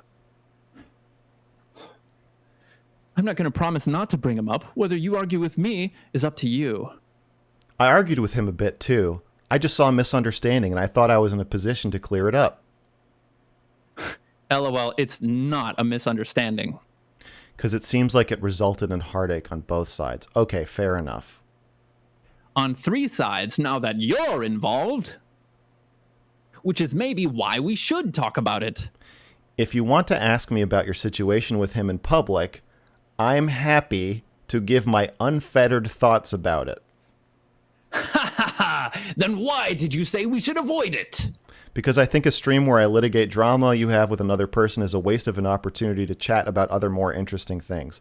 I don't need you present to talk about the drama between you and Booksmarts. If you wanted me to mediate a discussion between you two, then that's another story.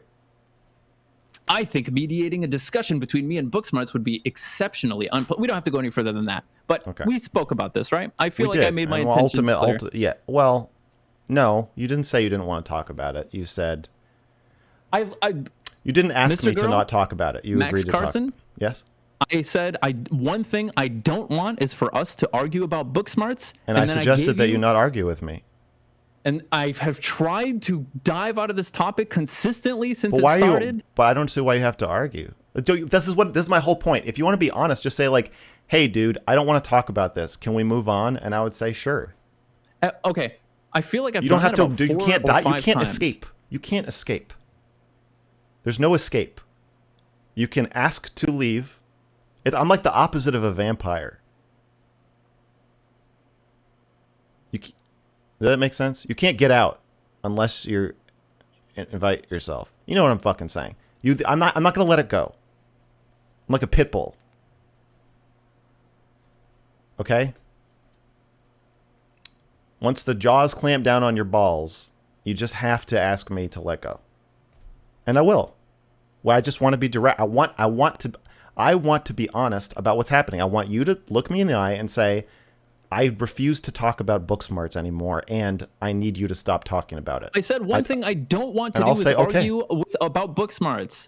And then I even went further and said, I just think it would be a waste of an opportunity for us to talk to each other about more interesting things. Then don't fucking argue with me about Booksmarts. I have tried not to. Well, you've done a horrible job. I telling you, I didn't want to go into it. You've done a horrible job of not arguing. If this is you not arguing, I can only imagine what it would be like if you actually decided to argue. I see. I should. You know what? You're right. I'm sorry. I've done such a bad job breaking out of this argument. You don't have to break out. Just say you don't want to have it anymore, and then we'll stop. Again? What, a 4th time? 5th time? 6th time? Sure. Well, I'm sorry we didn't make it that high. Next time I'll go for the high score of times that I'm going to say that I don't want to argue about it. Can we stop talking about it now? Yes. Okay. There were other examples I wanted to bring up, but I don't want them to turn into like this sort of shit show. I have perceptions. You're telling me that like you think the most empathetic thing that I can do is deliver a cold hard truth that I see truth and value in to you, no matter how you feel about it or no matter what I predict your response is going to be or something like that. I'm trying to do this now. Okay. For example, when you spoke with Cherry about consent, you guys had a bit of a debate about whether or not the mystery of sex was sexy, the risk, the rolling the dice. Now, listen, I agree with you that for most people, I would even say for most people, I don't even have a good reason to believe this is true for most people, but in my experience and in the sexual experiences that I've had that have always been totally consensual, the mystery and the daring each other and like building up implied consent by escalating sexual actions has been a big part of the attraction, a big part of the draw. Cherry says that this is not true for her. And you basically you start calling her a liar. In that moment, you tell her, no, the risk is sexy. The risk is sexy. The risk is sexy. Yeah, And I she's think telling you, it's not for me. It's not for me. It's not for me. Yeah, I think she's lying. Why do you think that? I don't want to talk about my ongoing psychoanalysis of Cherry while we're talking, but I don't believe her. Why not? I don't want to go there. Oh, really? Well, I'm being Yeah. empathetic, and I'm forcing you to confront a cold, hard truth about yourself. Well, yeah, and that I think I know what other people are feeling, even if they tell me that I'm wrong. What do you call that when you think you know what other people are feeling? Empathy? Empathy is when you do know what other people are feeling. Yes. Well, that's how I experience it. Why do you think you know what other people are feeling? Because it seems obvious to me. I don't know. Why do you? If you imagine you're hanging out with a female friend, and you say, hey, how are you? And she says, oh, I'm good. And you're like, oh, you seem sad. Physical signs. Yes. That she enjoys the risk in sex. Well, I'm not going to talk about that. And then you say, well, you seem sad. And then she goes, no, I'm fine. Everything's good. Okay. And so then I say to you, why do you think you know what women are feeling, you fucking blowhard pig? You think you know what other people are thinking and feeling? Yeah, because I feel that people... Because the person's giving strong physical signs of Okay, well, maybe you didn't see the strong physical signs, but that's just what I think. Whatever strong physical signs aside, I'm saying that, okay, fine. She says, oh, I'm doing great, but you know that her whole family died in a plane crash the day before. And you say, oh, and she says, I identify as happy right now. You have to believe me. But are you being an asshole if you don't believe her? I don't want to talk about Cherry. Well, listen, I mean, it's a strong and recent example, and that's fine. I'm not going to talk about her sexuality when she's not here. I think it's weird. So in this case, the problem is that you're giving me analogies that don't match up at all. They're disanalogous to the situation that happened yesterday. Well, the analogy is to how I feel. I'm imagining putting you in imagine you're in a situation. That's how I feel. Okay. So with the analogy of somebody whose family died in the plane crash yesterday and they're representing themselves a different way, this contrasts very strongly with her giving you her like entire. I'm not going to talk about Cherry anymore. If you keep talking about Cherry, I'm going to end the stream. I'm setting a boundary. I don't want to talk about her sexuality when she's not here. It's too weird. Fair enough. Listen, I got to be honest. The reason I didn't want to talk about book smarts is because I have a perception of his side of the story. I know. That, but he's not here. So I didn't want to argue on his behalf. Well, that's fine. Then if you didn't want to talk about it, you should have set a boundary. But you didn't. Do you feel that I did not set a boundary? Yes. In what way? I think that you I think that you think that being forthright is somehow destructive, and that you try to control situations by outmaneuvering other people. But if they refuse to let you do that, then it makes both of us look insane. I think if you didn't want to talk about book smarts, if you had said, if you keep talking about book smarts, I'm going to end the stream, I refuse to discuss this with you, then I would have said, oh, okay, well then let's not talk about it. You also could have said it in the DMs that we just read, but in the DMs, you agreed to fucking talk about it. No. In the DMs, I said, I don't want to talk about it. One thing I don't want to do is talk about it. And you said, fuck you. You can't stop me.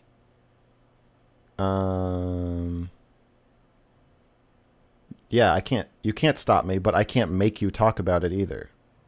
Is there anything else you want to say to me? You said, if you want to ask me about your situation with him in public, I'm happy to give my unfettered thoughts about it. The last thing you said about it was that you were happy. Wasn't the last thing I said about it. You said, I think a stream where I litigate drama with you, blah, blah, blah. Yes, you said there's no point in talking about it, but you didn't say, you don't see a difference between what you said and me saying, if you bring up Cherry again, I'm going to end the stream. Clearly that's a firmer boundary, right?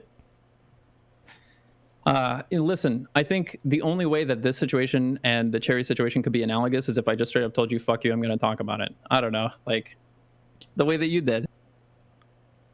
Yeah, I think, I don't think that you set a boundary. And if you did, then you didn't hold it, because you sure went back and forth with me. I said when you didn't respect it. You told me explicitly that you would not respect it. Yes. Well, if it was really a boundary, you would have said, okay, well then we can't do the stream until you've got this Booksmart shit out of your system, and then when you're ready to have a stream free of Booksmarts, I'll talk to you. That's what holding So a boundary is. That's how you hold a boundary. Is you say, I'm not going to do this. If you try to force me to do it, I'm going to end the stream. I'm not going to talk to you. You could have just said that. Sure. And then the ball would be in my court, whether I'm like, well, no, let's see. I really need to talk about Booksmart so fucking badly. Or I could say, okay, I guess I won't talk about it. But you can't, no one else, you should not expect anyone else to hold your boundaries for you. That's your job. Okay. I think there's value in saying that I could have set a stronger boundary by canceling this discussion that we've worked towards for the past 2 or 3 weeks. Yes, I could have made Booksmarts an issue that is so red hot. I could have drawn such a strong boundary that I would have completely canceled talking with you at all. And maybe I should have taken that as a sign that you didn't even say, are you willing to agree to not talk about it? Or you didn't, I mean, you didn't say like, you said you'd be happy to talk about it after you said you didn't want to talk about it. Are you aware of this? Sure. I said one thing I don't want to do is argue okay, about it's like saying I Booksmarts. don't want to have sex with you, but I'd be happy to, tell you how your dick game is while you Sure. fuck me. I said I didn't want to argue with you about Booksmarts, but if you wanted to ask me for my opinion, I would be happy to give my unfettered thoughts about it. We didn't get to that. No. Chat, nobody has heard my thoughts about the conversation or the situation between you and Booksmarts as of yet. You didn't ask me about my perception. You didn't You're ask welcome me. to fucking tell me. First of all, I'm not, I think your because- perception is pretty clear at this point. But second of all, if you want to share Really, it, what go is it? Tell go me the what my fuck perception ahead. is. Tell me what my perception is.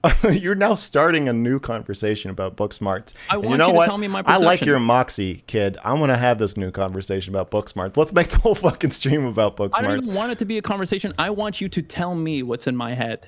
Okay. Oh, I have to tune into your brain for a second.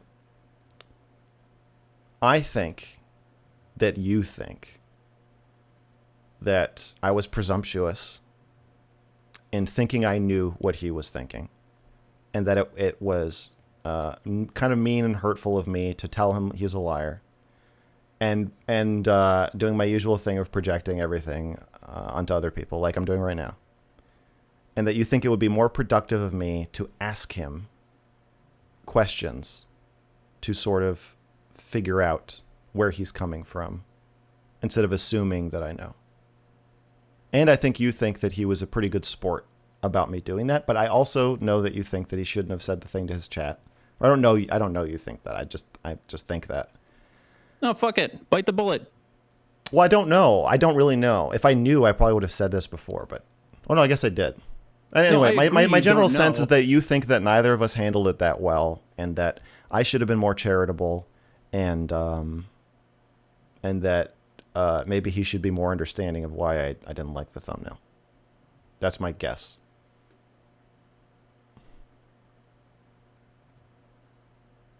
Well, are you interested in hearing me compare my version of my perception with what you just reported, or are you not that interested? Are you happy with the story that you've made up? I'm happy with the story I've made up, but I'm willing. Cool. All right, let's go to the next topic. If you want to talk more about Booksmarts, I'm not going to stand in your way. So I'm happy to do it, but you've told me you're happy to move on without it. I'm happy either way.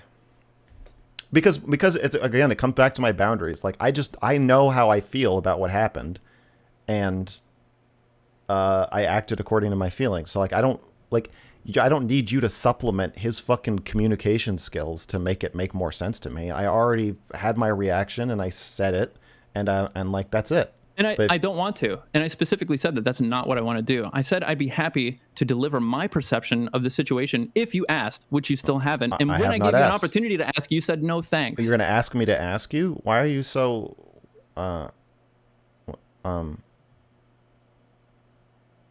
what's the word I'm looking for?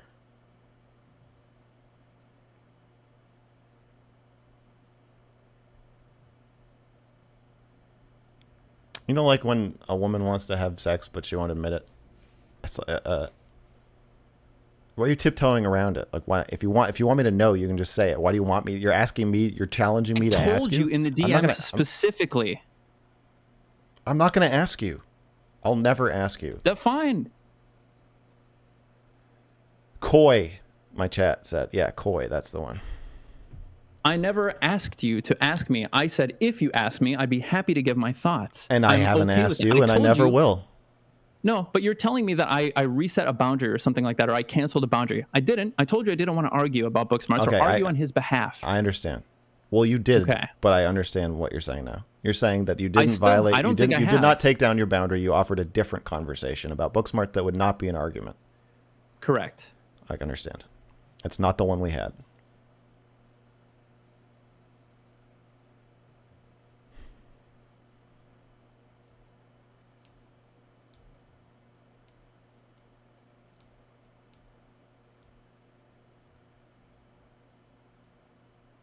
It's not every day you talk to somebody who's okay with you getting angry at them. I love it personally. You love what? And I'm also glad that we fit in that moment of protracted staring at each other that we started earlier. We finally got around to that. That felt good. Mm-hmm. What do you mean by that? The not every day that you talk to somebody that... I mean, I think I'm more okay with you being mad at me than you are. No, that's not true. I love having heated discussions. Like, the people that I know are my best friends, even especially not even, but especially on this platform, are the people that I've had like protracted bouts of screaming at each other and like vehement disagreement and stuff like that. Those are the people I trust more than anybody on this platform. Similar to you and probably, I'm sorry, what was it, Billy? No, I'm sorry, Jimmy. Jimmy, yeah. Well, I'm not allowed to argue with Jimmy. Oh, really? Yeah. What happens? What will you do? I don't know. I've never tried it. I get it. I can have an appeal, but it's a very short process, and it's not. I don't think an appeal has ever been granted.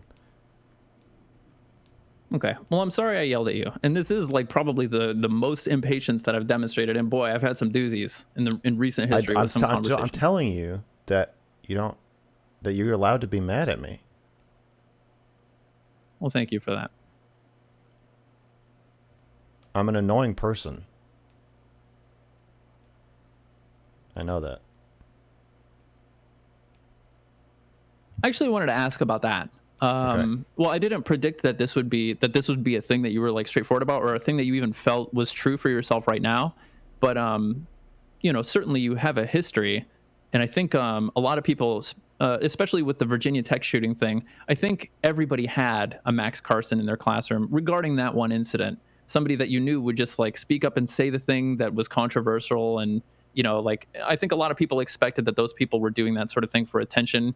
In your case, I don't think that's true. I think that you have, well, do you want me to deliver my thoughts about like why I think you do certain things or whatever? Or is that interesting to you?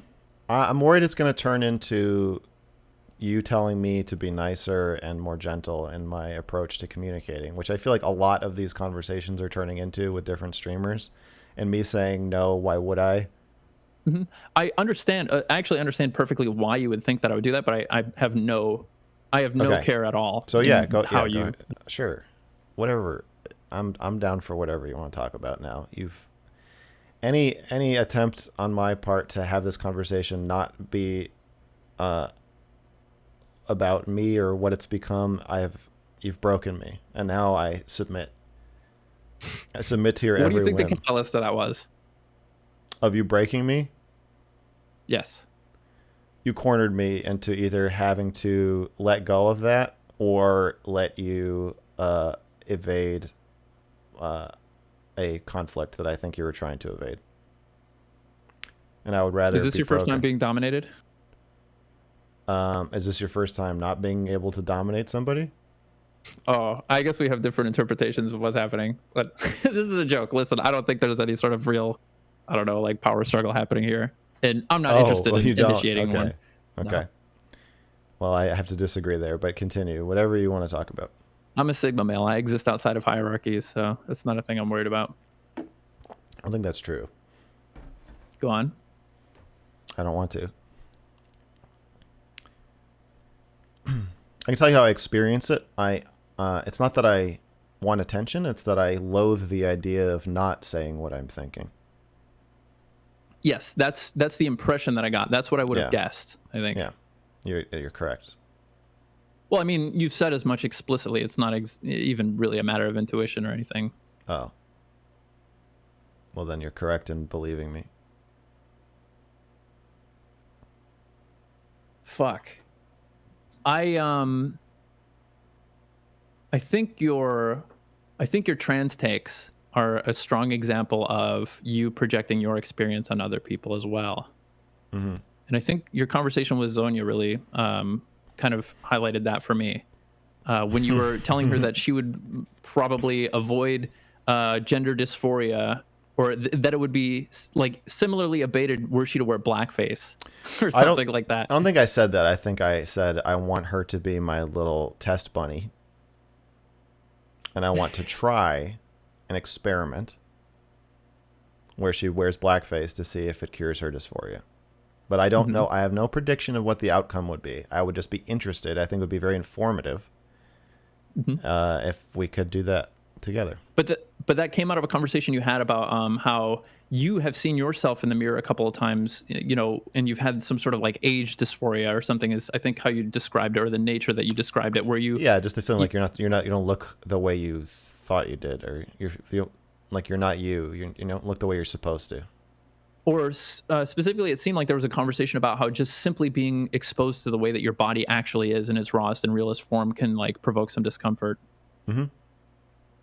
So, like, gender dysphoria is a thing. I think the way that you and I might approach this differently, when I hear people talk about gender dysphoria, I just consider it a thing that I can't even wrap my head around. Or the closest I can get is I picture, there was one time I wore eyeshadow last year, and I didn't like the way that felt. And listen, that was a different way. That was not my like real body, right? Like when I was wearing eyeshadow, it was the first time I wore like makeup. I was fucking around with it. And I didn't like the way that it felt. And I wonder if this is like a light version of gender dysphoria. But mostly, like, I just picture that it's a thing that I can't really experience or can't really feel the way that like trans men and trans women report it. But in that moment, it seemed like you were reporting or trying to, you were like trying to equivocate or in some way make it so that the experience of gender dysphoria was actually the exact same as your experience with this age thing or something like that, and that this would be an example. No, not the exact same. Just that when I try to empathize with it, I imagine that it's like that, but much stronger. I see. I believe that, it's like a spectrum. I believe that all psychological pathology or psychological experiences or conditions or whatever you want to call it is an extension of the normal human experience, and that we all have experiences where we can identify with the extremes, just on a lesser level. So I'm not sure I believe that, or at the very least, maybe I don't understand you correctly when you say the normal human experience. Average. The average human experience. Right, so the average person doesn't shoot all their classmates, but the average person has had moments of wanting to explode and, destroy everything in a room. Yeah, and I feel like a lot of times, I don't know if you know my background, but I work with language quite a bit throughout my career, and like interpretation and communication and stuff. And in that moment when you tell me about the exchange that you had over the Virginia Tech shooting, and the whole like anyone who says they haven't fantasized about killing 30 people or whatever is lying. 32. I understand. Oh, my bad. Sorry. I understand that like what the idea that's being compared there is different in both of your heads, or is very likely that that's true.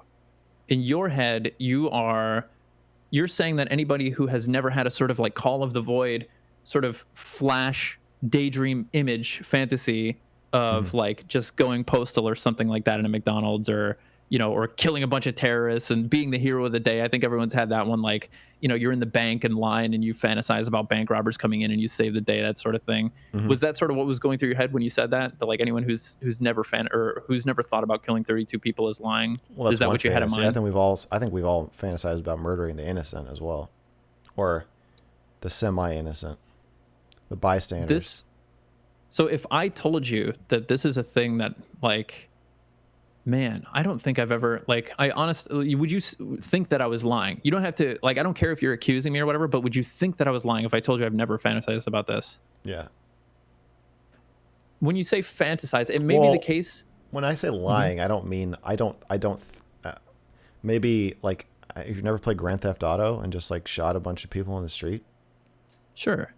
Okay, so So this that's is like a difference in the conception. Or like I wouldn't consider video game characters people or whatever, well, they're or not in the people, same but way. it's a fantasy. It's the joy. There's a certain joy.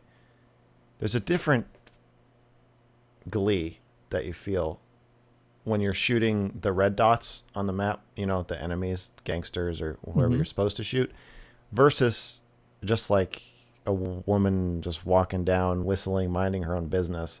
There's a glee in shooting people who didn't really do anything wrong in Grand Theft Auto. That is not there when you're shooting the aggressors. It's a I different understand. thing. I And so I'd understand. It's say a if different anybody who's sensation. if you've partaken in that, I would say that you do understand at least part of the urge to. But this is different because like so I consider that the people that you were talking to in that moment, what they probably had in mind is that you were saying nobody who has never considered doing what Cho Sung Hui did is lying or something, which is like quite a few steps beyond a simple flash fantasy of like killing somebody or playing Grand Theft Auto. Like they're considering, hold on a minute, what Cho Sung Hui did was like write a whole fucking manifesto and film it and like collect a bunch of guns and plan over a long period of time and then carry out that action of like a fully well intentioned. That's what they're thinking you're talking about. That's at the very least I like surmise that that's what was going on. All right, That was right, the and so misunderstanding. you know now what I'm saying is, I'm not saying everybody's done that. That's abnormal. I'm saying everybody knows why you would do that. I think. Well, Or okay. if they So thought again, about it enough, you could probably connect to that if you wanted to. no is like a is an interesting term, and I think when you say no, even you're talking about like everybody should be able to maybe even like visualize walking through that process or what a person would have to experience or feel in their life in I order think to come to that point or something. I think the world would be a better place if we did visualize it instead of distancing ourselves. Yeah, I think so. I think so too. And I think this is not a terribly controversial idea. The fact that, or the idea that, like, Cho Sung Hui, if I remember correctly, I haven't really researched this a whole lot, but I remember when it happened, wasn't he basically kind of like one of the first sort of incel terrorists? Wasn't his thing that he wasn't getting invited to parties and like didn't have a lot of success with women? I can't remember. I don't remember that part specifically. Maybe he was picked on. I can't. I could have He swore was there was definitely something picked about on. him. Yeah, like there was some bullying or something like that, right? So certainly, I think Cho Sung Hui can stand as sort of a monument to like exactly why bullying is a problem and like the sort of negative dysfunction that can come out of bullying that we should be working to ameliorate or avoid. I think this is like I used the term banal earlier, but this is like a totally normal conclusion to have, right? Or I feel that way. Do you feel that it's like a thing that a lot of people believe, or Wait, what conclusion? The conclusion that it would be better to empathize with these people? that he can stand as like a monument for exactly why, like the sorts of atrocities and horrors that can come out of bullying, if we identify bullying as a catalyst or something like that, Oh, and that uh, through empathy, through trying to understand his mental state and how he eventually got pushed to that point or something, it can help us yeah, try to yeah. solve some I problem. I agree with that. Yeah. Okay, I think the same is true with your history stuff as well. Um, yeah, Well, but understanding I'm slave owners and Nazis and stuff. yes, right.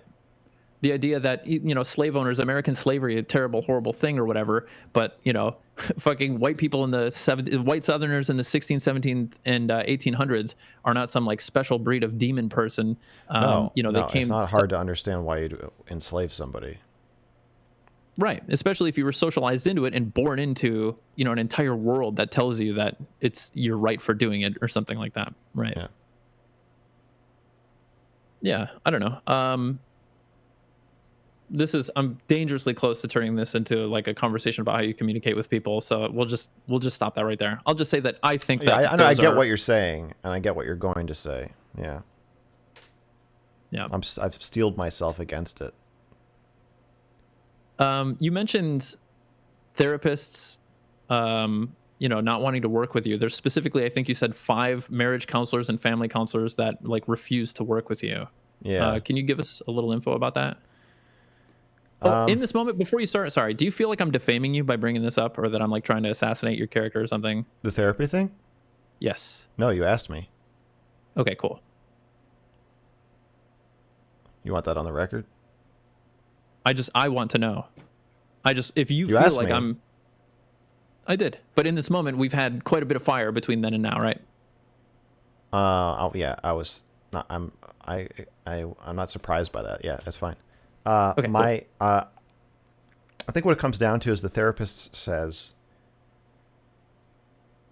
okay, the best example was the therapist said, you can't call each other stupid. This is with my ex. He was like, you can't ever call each other stupid. Oh, he was like, you can't call her a liar. And I was like, but she's fucking lying.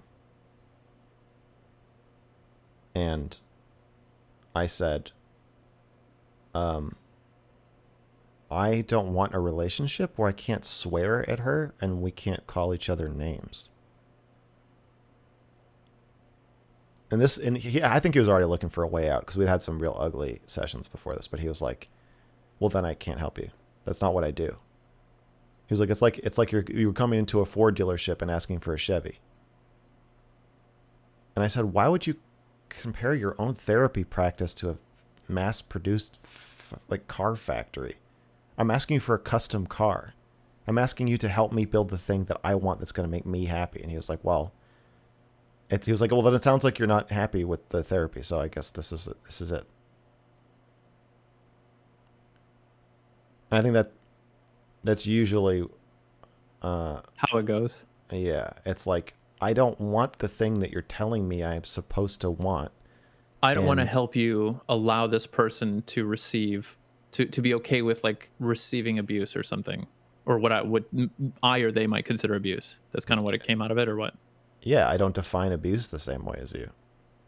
Oh, well, it's not about how even I or you define it. In this case, it would be your ex, right?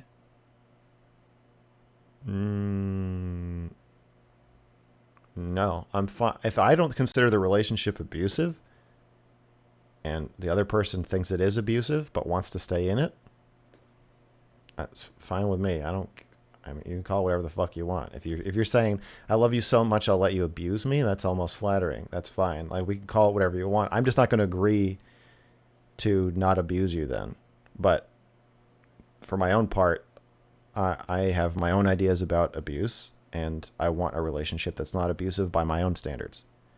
There's probably But you other don't things. okay. Sorry, I shouldn't say you don't care, but You shouldn't. It's I a feel trap like you're I'm. setting for yourself. It is, and I feel like I'm like giving you therapy by proxy, and that feels kind of weird. But in the moment, like, You're not. I'm giving do, you therapy. fair enough. Okay. Do you? I guess I would ask, like, do you feel that there's value in the idea that if you want to, if part of your demand to going to marriage counseling, or I should say, if your ex was receiving like attention from you that she considered abusive, but she was still wanting, like, the whole point. Do you think it's the case that she wanted to go to marriage counseling in the hopes that like behavior would be eliminated or something like that, and she got to keep a relationship with you? Well, yeah. I mean, I think in that case you've got a problem where if you can't agree on therapy goals, then you're going to therapy to try to reach therapy goals in common, Right. right? So I think ideally you come in saying, here's what we want. We figured this out. And so my ex and I came in and said, we want to be able to call each other fucking retards or whatever, and stupid, whatever, liars. And you have to help us do that productively. So we had the same Yeah. goals, but the therapist was like, well, I don't do that. So if you're talking about a different example where the couple does not agree on the therapy goals, then I think it's on the therapist to say, not you have to agree with mine. They can present Yeah, theirs, I but I agree. think it's up to the therapist to say, like, I think the therapist should say, listen, if this is one of your demands and you're calling it abuse, then you guys just shouldn't be together. And like a relationship where he is not abusive to you, I is don't just agree not with a that thing at that you can all. achieve. Oh, go ahead. I think we're all going to endure abuse in relationships. I think all relationships are somewhat abusive. You're not going to have a completely abuse-free relationship. I think you just have to Hmm. figure out what's worth it to you and what's realistic, what's abuse, how abusive is it, and then kind of muddle through it and see what agreements you can come up with. If you both agree that something is abusive and you can agree not to do it and you can successfully not do it, then that's great. But there's a lot of times to get derailed on the way. Abuse is on a spectrum, my chat says. That's true. It's very true. I couldn't agree more. Sure, but it seems like, yeah, I don't know. The reason I brought that up is because it seemed like there were some like irreconcilable goals or demands that both of you had. That like In there's no therapy? way that. No, actually, no. We had all the same goals and demands. We just couldn't. The therapist couldn't reconcile them with us. At least that one. I'm trying to think of the others. I think other problems therapists have with me is me calling them out on their shit. It's usually my relationship with the therapist that they can't stand, not my relationship with my partner or family member.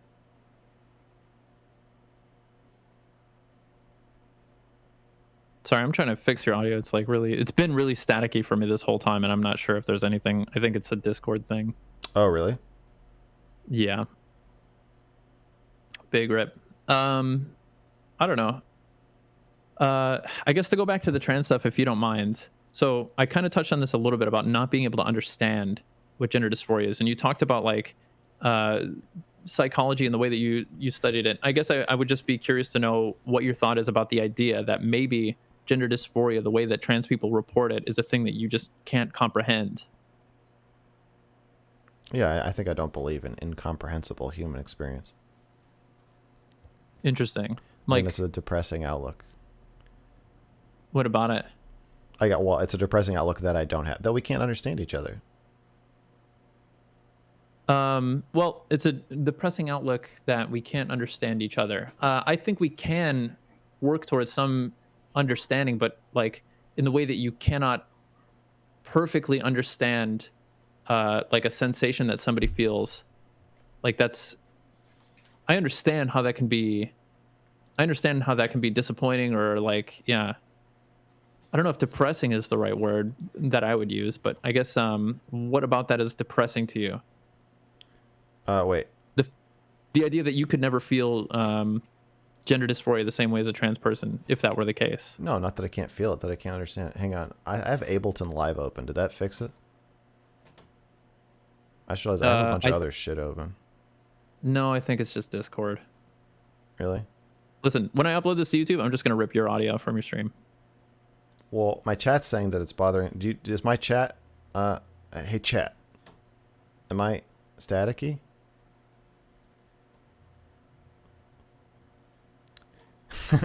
I was not working on a new album. I was working on music for my next YouTube video. Audio's fine. Okay, great. Okay. Well, I closed my other shit. Okay, guys. Yes. I'm not saying Do that you use a Scarlet interface? Somebody's asking. I'm yes. looking at my chat. I know. Interesting. I think I might have to replace this shit because I've had other problems with it too. Interesting. Oh, I didn't have any helpful advice. Someone just said in all caps, "Those are shit." I know. I'll probably just buy a new one. Okay.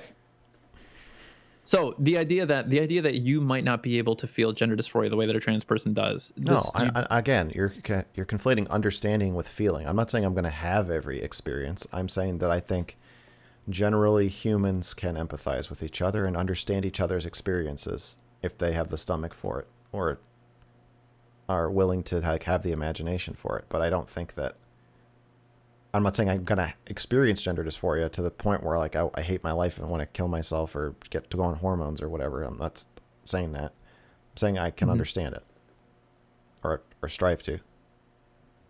Okay. Or at the very least, you like believe that it is a sensation that is like that difficult to deal with.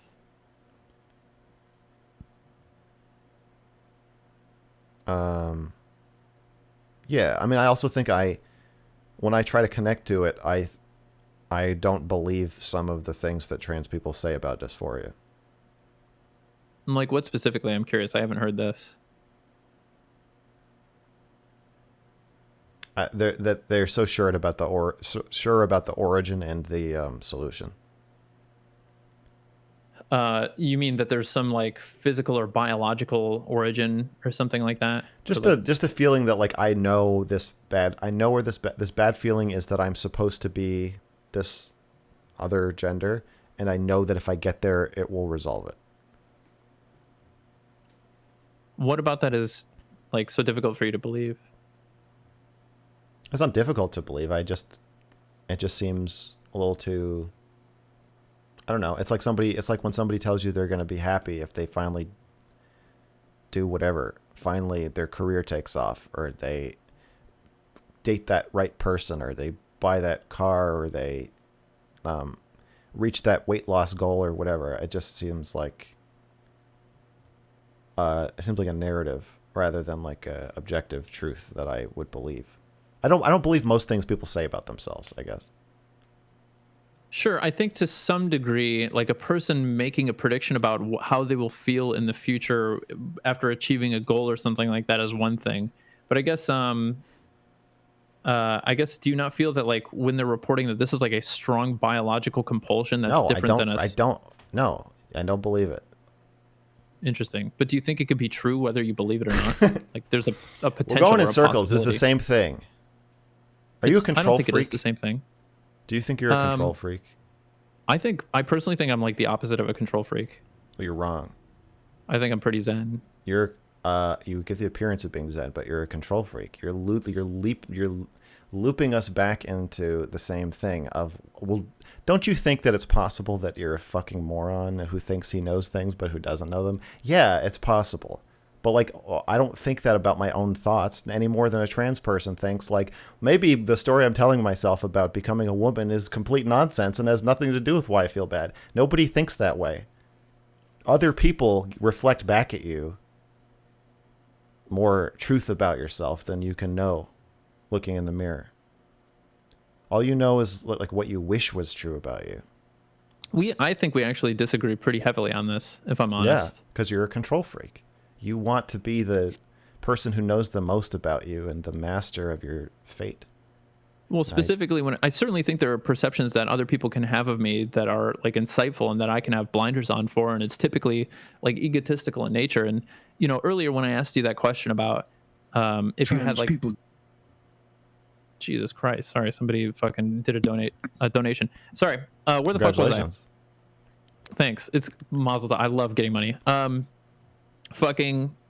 Oh, earlier when I asked about if there was a turning point in like your own like maturation or something, when you came online, I discussed it. Like this happened for me probably around the age of 23, and then like through from 23 to like 25, and then up until about 27. A lot of this came through being challenged by people around me. I had some very perceptive, very smart, very patient people around me. I was very fortunate, and not everything they said was correct about me, but much of what they said, I was able to take some time and see some truth and stuff. And I think that can be true, that you can see something in somebody that they don't see themselves.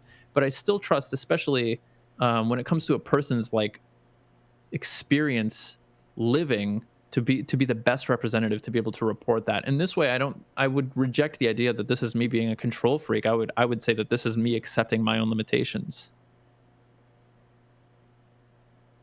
Well, written And into your philosophy is that you know who you are. I'm sorry. In your philosophy, you know who you are, and other people don't. Well, in my philosophy, there is an experience that I live and I feel, and that I am the best person to report most of that. But there are certainly like perceptions or insights that people can have about me and my behavior that I may be unwilling to challenge myself on, or that I may not even Yeah, believe to be true. I think your insights about yourself are just a fantasy. I think some of them can be. I think they all are, like, definitionally. Go on.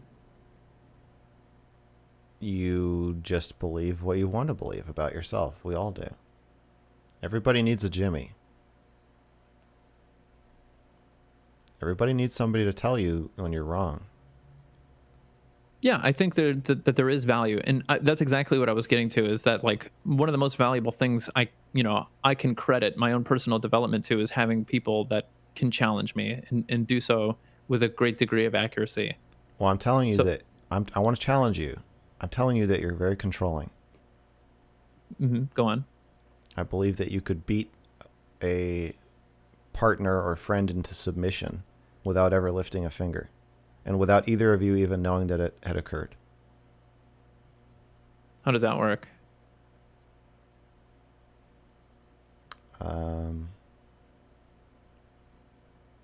You're very quick and subtle. Like a rabbit. I was thinking of the game Missile Command. You ever Is that play the one where you're on the ground and just shooting the missiles straight up? Yeah. It's kind of like Aliens, Yeah. but you got Yeah. like the little barriers that you can shoot through. And Yeah. I think you're like that, where you head things off and stop things. did you used to play that game in like your carriage on the Pioneer Trail in 1864? Like, Jesus Christ, you don't have to date us that much. Christ all fucking mighty, dude. Jesus, that's like my dad's game. Talk to me Yeah. about the Sonical Hedgehog or whatever. Missile Command? I barely know what that is. You're like fucking 1 year older than me. What the hell? Sorry. I used to play it sorry to in the interrupt. arcade. Oh, it's okay. Typical control freak behavior on my part. Sorry about that. Well, it's a good example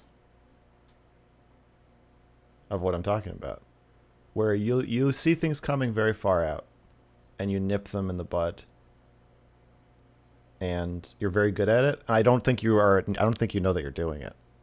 I certainly don't think you're deciding to do it. I think you may passively be aware that you're doing it. But yeah, I mean, you're throwing everything at me. Like you've got brute force, accusing me of using brute force. I mean, I'm not gonna like list.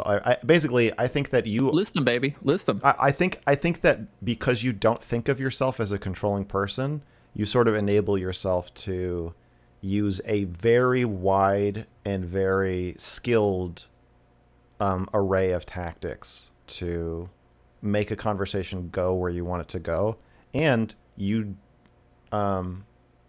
pretty honest while you're doing it. So it's like I'm not. Nothing you're doing is even particularly wrong.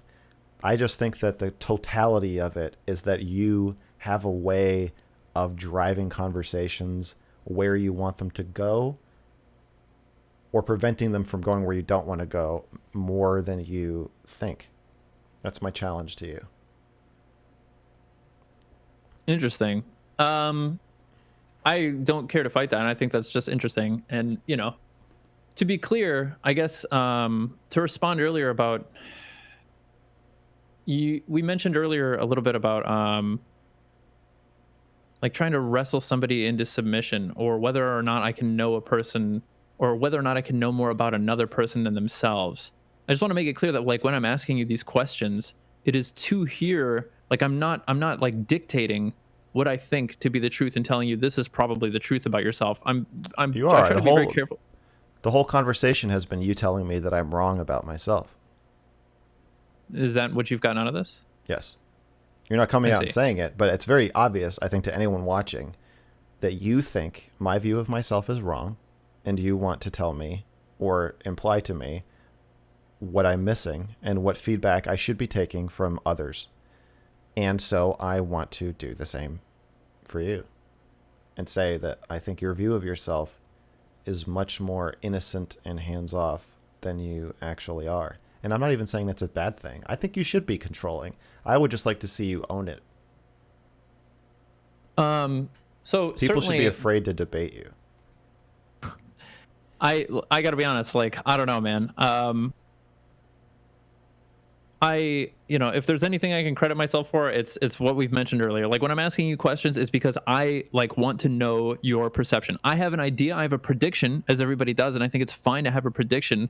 But I think where I try to stop myself short is in being conclusive about it. So like in the liar situation, if I think somebody's lying, I have to concede that there's no way for me to know that short of a smoking gun, short of like some piece of evidence where someone's like, haha, I actually believe this, but I'm going to tell him that, or something like that.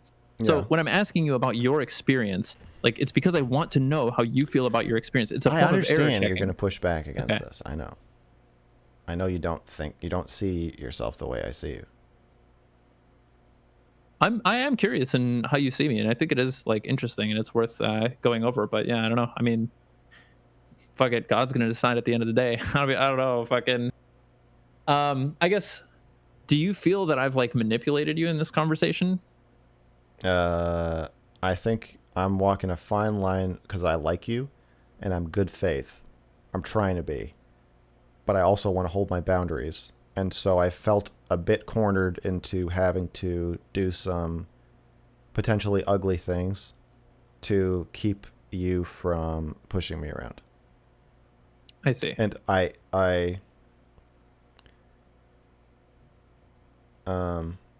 and we ended up doing all of the exact things that I didn't want to do and didn't want to talk about. I did not want to have another stream where I'm sitting here and someone's telling me that my communication style is wrong and that the way I express myself is wrong and that I'm not as effective as I could be or not as nice as I could be or that I'm hurting people or whatever the fuck. It's the same shit. Every single person saying it to me. And I feel like I haven't done that. I gotta be honest. Well, I feel you've like danced it. Well, okay, that's fine if you feel like that. You asked me what I think. And what I think is that is what you did. But you did it in a more subtle way and in a likable way and in an engaging way. And I like you, but I also feel like the entire time I felt like, well, should I let this go on or should I demand that we change the subject or should I just be like, just blurt out like, what do you think of whatever X topic is in the news today? NFTs, whatever. And so I felt a bit lost throughout most of the conversation. But it feels like most of it is you doing exactly the thing I didn't want to do, which is put out another fucking video of somebody telling me that I don't talk good and that I am a know-it-all for 2 hours. Listen, I sympathize with you and I understand like why you feel that way, but I feel like we spent a lot of time with me saying we align on this. Like I agree. I think this is actually like a really accurate perception of, Stop something trying that's to really change important. what I think of the conversation. You can say what you think. What do you think? Yeah, I am saying what I think. Well, you're arguing with what I think. What do you think? I literally started that entire sentence with, I think I've done this. I don't know.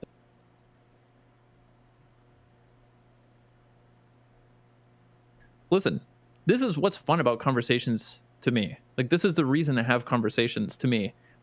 Like we tell each other what each other thinks. We allow ourselves. It doesn't feel fun to me. It just feels sad. Go on.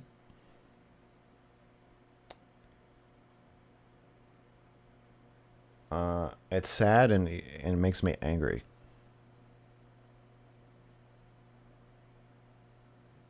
What about it makes you feel sad? I don't know. Who the fuck are you to tell me how to talk? I don't understand. Why? What is the... Why? It's just because other people have done it so much that now it's like normal. What? Where have I told you how to talk? I just don't understand the framing of the conversation being like, I'm going to review your communication style. And I understand I'm going along with it and I'm agreeing to it. So like, I'm not blaming you, but it makes me mad. I want to stop having these conversations. I don't know how to stop. It's like, this is the only thing anybody wants to talk to me about is like how I talk. And I don't want to. I don't want to talk about this anymore. This is my last Mr. Girl stream about Mr. Girl. I don't want to talk about it anymore. Okay. No more interviews. I didn't want to talk about that stuff either. And there were sections. Well, here we are. There were segments where I was like, okay, that's going to lead to this, so let's pull out of here. Like, I feel like I have actively avoided doing exactly that. And I feel like I've worked pretty hard to affirm a lot of your perceptions on things. And, like I don't want to be affirmed or disaffirmed. I want to talk about NFTs or like hitting your girlfriend. When's it okay to hit your girlfriend? Ever? What if you just do it a little bit? I want you to ask me these questions. That's why I started this conversation by saying you told me you were sick of talking about yourself. Is there anything you wanted to ask me? I would have loved a conversation where you asked me stuff. Well, we didn't do that. We just fucked around about book smarts for 2 hours and then drove the conversation to the ground. It's all just depressing, and I don't want to do this anymore. So whoever's gonna ask me to talk on their stream next, fuck you. I don't want to have the same fucking conversation anymore. Okay. That I sounds want good. topics. Well, listen. From now on, Okay. you have to fill out a Google form with what topics. I guess, we're going on 2 hours here. If you want to pull out now, that's fine. But I'm really interested in the idea that you come with stuff that you want to talk about. That's not you and the things that you've been talking about for the past couple weeks. But it's been an exhausting conversation for you, it seems like. So, like, I Yeah, I'm understand if depressed. you want to talk again. If you want to talk again, I would love to. And I would invite you having questions or topics for me as well. I don't know. Yeah, that's my fault. I should have come with topics. Fucking idiot. Yeah, Typical. I know. I'm not good at managing these situations, but I need to learn like now. You know what? Fuck it. Let's go on a good one. How do you feel about the DMCA stuff? Don't steal shit. Transformative content. You got to have more to say than that. Come on, dude. Don't play a TV show on your stream. What? No, I don't have. I have very little sympathy for people who watch stuff on their stream. I have never played a video on my stream, and I never will. My stream is the video that other people play on their streams, and I think that we should all strive to do that. And if you're relegated to watching fucking TV and talking about it on your stream, you should think, one, it is illegal and it would suck if you're the person who made that TV show, and two, what the fuck are you adding to the world? Now, like, I understand your argument about transformative content if you want to make a movie review and have clips of it, but like, fucking edit that shit. I don't think eating a fucking popsicle while you watch anime is transformative content. Yeah, I think so as well. Okay. Well, glad we could go on a good one. Any other questions for me? What do you think? I have a lot of thoughts about it. I think I have a lot of thoughts about fair use. And listen, I've been doing this streaming stuff for a little while. And I had one arc where I did watch a TV show, and it ended up being like, the reason that I watched it is I wanted it to be a driver. It was Steven Seagal Lawman. Have you ever heard of this show? Yeah. It's funny as fuck, dude. Like unintentionally. It's not meant to be, but it's hysterical. Right. He's like, he got deputized or something. Something. And he thinks he's the motherfucking sheriff, dude. He thinks he's the balls. And he has this superpower. I don't know if you knew about this, about Steven Seagal, but whenever he looks at a person, immediately he channels the voice of what he thinks that person sounds like. So when he's in the South and he sees some like Southern dudes, it's in Louisiana. If he looks at them, suddenly he'll start speaking with a Bayou accent. He'll be like, "Y'all come around here, boy. Don't do that now, boy," or whatever. And then when he sees a black person walking on the side of the road, he'll go, "Oh, I don't like what he doing with their hands. Watch their hands," and shit like that. And then fucking when he's just looking at the camera, as a practitioner of martial arts for many years, he's a funny dude, right? Fucking, you've probably seen the Vladimir Putin shit like that. I haven't. I've seen his movies from like, the Missile Command days, but that's it. So this show ends up being like an excellent showcase for the problem of over policing. We started watching it because of the George Floyd protests, because I was looking for cops content, and I do feel dirty about it. I do feel dirty that I just sat here watching TV, even though like it felt like it wasn't. If you're watching a whole episode start to finish, I think definitionally it can't be transformative. If there's no value in you going back and watching the original content, it's by definition, I don't think it could be transformative. No. They need to work out some kind of deal with these shows. I think that's the only solution. Yeah, not only is it like, I mean, it is a solution, right? It is, I think this could be an acceptable thing. Like, I know one of the arguments that's been thrown around is none of these people would have given a shit about MasterChef if it weren't for my stream. It's like, yeah, that's great and all, but they're also still not fucking going there and like watching it in a way that benefits the original creators. So if there's truth to that, then, reach out and fucking enter a formal agreement. It's probably impossible because I think they already have like contracts with Hulu and shit, but yeah, but I think going forward, it needs to be something that's considered. One thing that you're going to find if you stick around on this platform is that like the people who set these conversations, the people at the very top of the streaming ladder, like the biggest streamers, are consistently just the biggest fucking idiots, and they will cycle through the absolute worst arguments and will never ever land on a good one. And it takes usually somebody like Destiny or somebody like Devin Nash, or I think that guy, what's his name? Moist Critical had some good insight on the DMCA stuff as well. You could be one of those guys.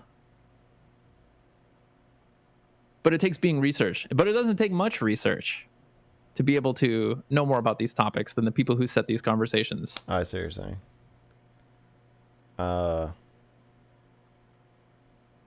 Yeah, maybe if it started impacting me personally. I'm so like I just follow the rules.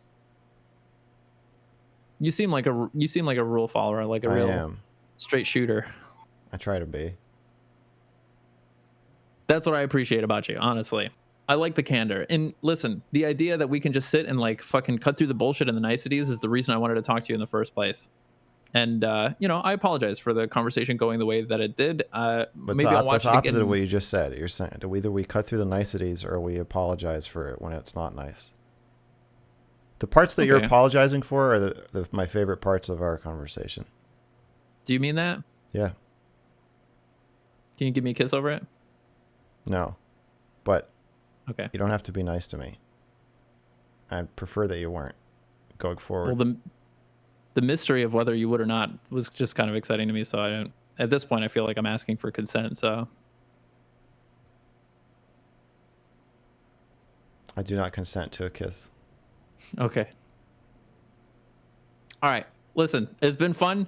I think that's a good note for us to end it on. If you're telling me that there were fun parts of this conversation, hope to talk to you again. Any parting thoughts? No. I have to think about it. But let's stay in touch, you know. That'd be funny if you gave your parting thoughts like on Twitter afterwards. You're giving Booksmarts a lot of credit that he doesn't deserve. That has with nothing that to do with analogy. book smarts. Well, It's because I well. said, do you have any parting thoughts? And you said, I have to think about it as if you can give them another time. I can give them to you over messages. Oh, fair enough. All right. Is what I meant. You have a good night. All right, you too.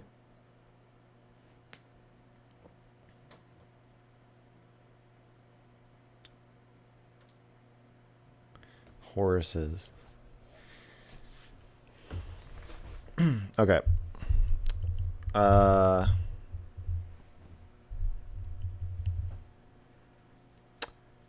like Supreme.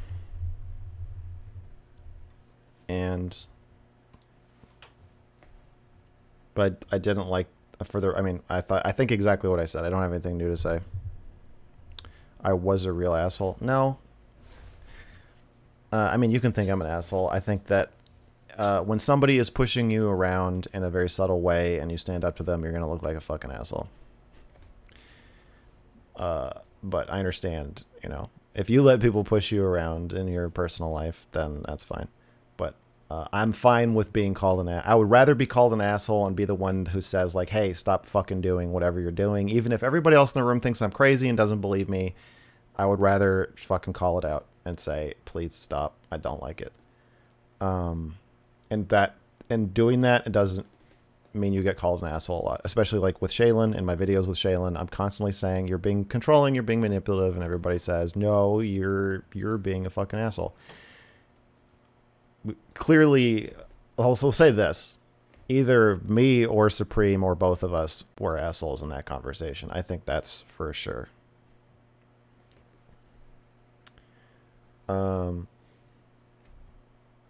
He is aware of what I believe he was doing. I don't know. I think so. I don't know. I feel like we'll message about it more. You're being a fucking asshole. That's entirely possible. We might have just had different definitions of assholes. You really didn't understand how Wicked does his stuff. Oh, I fucking understand. I think I understand. Look, you guys are Booksmarts fans or Supreme fans. Or Wicked fans. I just call them Wicked. I'm sure it's going to rub you the wrong way watching me fight with these people. And I can understand why you think I'm an asshole. I mean, I don't really have much more to say about it. I said everything I have to say to him. But what you think about yourself is wrong, though, according to you. Right. Yes. Exactly. I'm saying I don't think I'm an asshole. I'm not trying to be an asshole. I'm not conducting myself in a way I think is me being an asshole. And if you think I am, then maybe you're right. Or maybe just from your point of view, you're right. I don't know. You guys literally had a conversation on how to have a conversation and said nothing. Yeah, I don't think we ever really got off the ground. I don't think we could ever agree on terms for talking. And like, I tried to do it over DMs, and we didn't really agree to terms there either, as you see. And then, yeah. So I think that I'm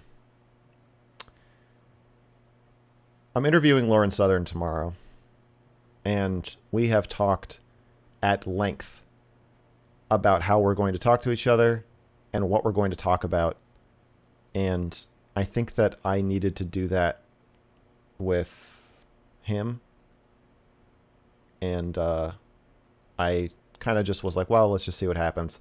And now I know I already learned my lesson, but I learned it again. I think that the way I communicate is maybe particular or different. Maybe I'm an asshole or whatever, or maybe I don't like the way a lot of other people on Twitch communicate. Whatever it is, we got to iron this shit out before we talk, I think, because yeah.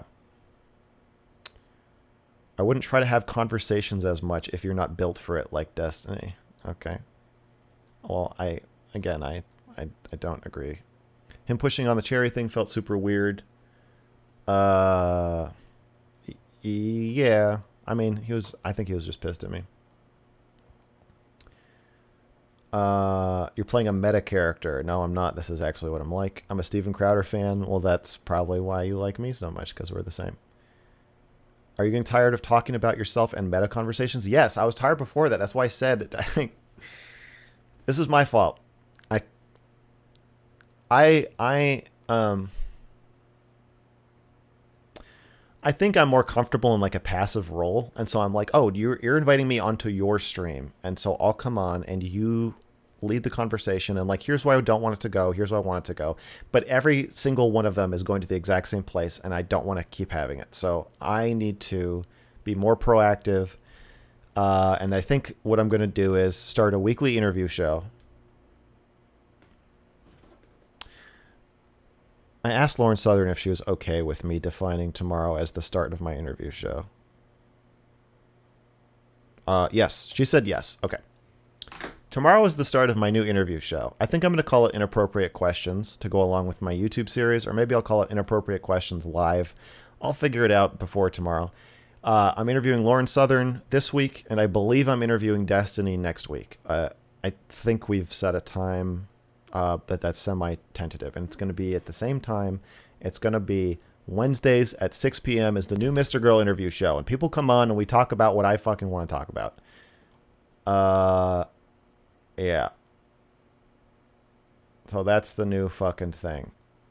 And then I'm going to have my call-in show on Sundays. So that's two streams a week where I'm in control of what's happening. And then I will try to guest on somebody else's stream like this, but I will try to do a better job of not saying, here's what I demand we talk about, but say, like, I really want to stay away from this stuff and try to find a more graceful way to steer it away from that. If it turns into, like, don't you think you'd be more effective if you blah, blah, blah. I was a fan of both, and I was upset, but I think you confronted really important things about how they talk and avoid confrontation. I'm going to tell you guys something. I think I've talked about this in videos before. Their communication style, especially Booksmart's, reminds me a lot of my father. It's very triggering for me. So if you see me getting really pissed off about it, that's part of why. Because my experience of it is that somebody's endlessly saying bad things about me, but also acting super nice in a way where, like, I feel bad for getting mad at them. Like, I felt really guilty after my Booksmarts tweet, but I'm like, no, I put my fucking foot down, and like, I don't like, and then I look at the thumbnail and I'm like, why the fuck do I feel guilty? What the fuck is your problem? Why would you make that thumbnail? And then I just like go in cycles. And so somebody being what I perceive as controlling while also being like, no, dude, I'm just being really nice. Like, what's wrong? It makes me fucking mad. And then when I try to call it out, and then I look like the asshole, and then I feel guilty, which makes me more mad, and then I feel guilty, and then I feel more mad. And then I'm also going through this thing where, like, my father never wanted me to succeed, and so I feel guilty that I'm finally, like, coming into my own as a content creator, and making money. I feel terrible about that. I feel like someone's going to come crush me or scream at me.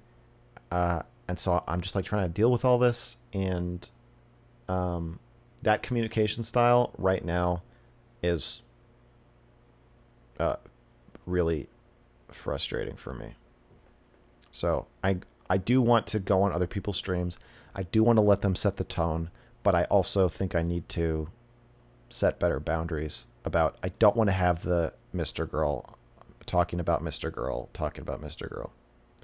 This is the small streamer meta. Did you not get a primer about this going in? No. I didn't fucking... No. Interview Augie. RFC. Okay. I will. What did you think of the debate panel? Oh, with Stardust? I thought it was great. I thought it was... it was very intimate, and I enjoyed it.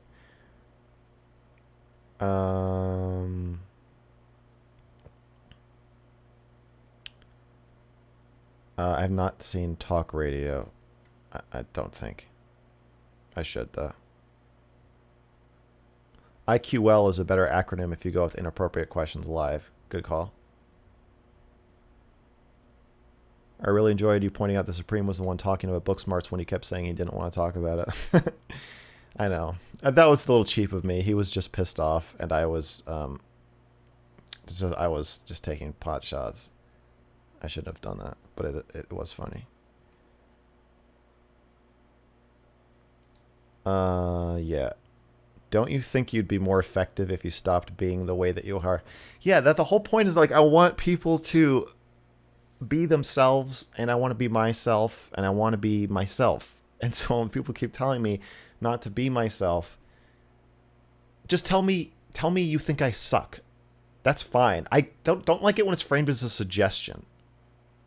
Just tell me you think I suck, you hate my content, and you think people don't respond to it, and you don't think anybody's listening. That's fine. Is this the people-pleasing aspect of your personality that you've talked about before? Yes, exactly. And so you see me snap out of it, and I'm like, what the fuck are we talking about? Why have we been talking about shit I don't want to talk about for 2 hours? And then I like snap, and then I'm like too aggressive. So I just need to... What is that? What do you think about Destiny playing video games during panels and talks? I think I've already answered this, but I think that it is a bit safe of him, because if you're sitting there looking at the camera and not saying anything at a panel, it's like, well, you don't have anything to say. But if you have a game, then you can just pop in and out, and it looks like the only time you're there is when you had something to say, so you can never be caught, you know. I'll say that if he only had 5,000 followers, he probably wouldn't do that. But I don't know. I'm hoping when I interview him, he's not going to play League of Legends. If he does, I'm going to confront him.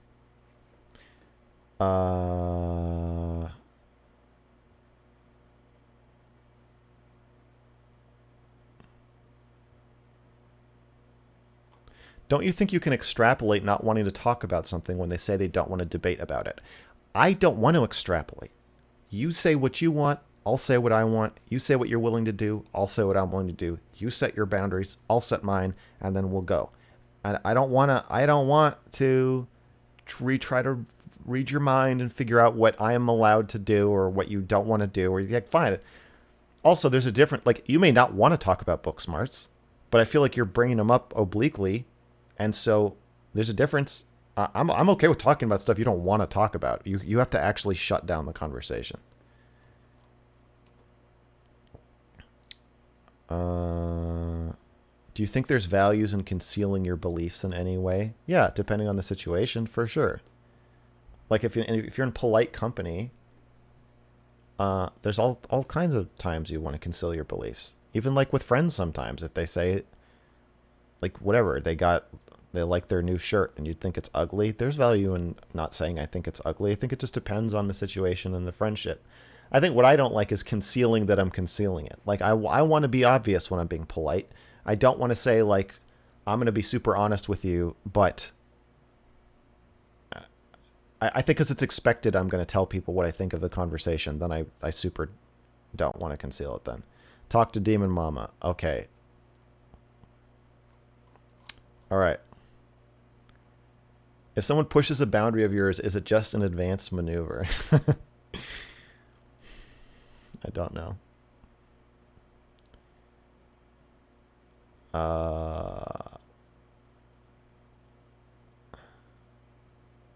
He explicitly said he didn't want to talk about book smarts. Do you think that you pushing him made him give in and argue that with me even though he didn't want to? No. I think he did want to talk about book smarts. He just wanted to be on the record of saying he didn't want to talk about book smarts because he sure talked about them a fucking lot. Do not talk to Demon Mama. Okay, I won't talk to Demon Mama. Whoever says the last thing about Demon Mama will be the one. Don't talk. She's a nightmare. Well, maybe I can fix her. Did you get a response from Dr. K? No. And the tweet had 500 likes. I'm inclined to believe that he just doesn't want to talk to me. I think Destiny playing games during debates focuses his brain like a fidget spinner. Yeah, that is possible. But I think that the message it sends to the other people in the panel is that, like, okay, you can imagine if everybody did that, the panel would be really weird. And so him doing that requires the rest of us to be super invested in the topic so that he can pop in and out like we're holding his it's like we're in line waiting for like PS5s to come out, and we're standing in the cold all night outside Best Buy, and Destiny's like, I'm gonna sit in my car and play Switch. You let me know when the door opens and I'll come over. I feel like if we're gonna all be sitting here for 3 hours, then we all should. Clearly he's in a position to not have to do that, but how do you get over the fact that you're going to die? You can't.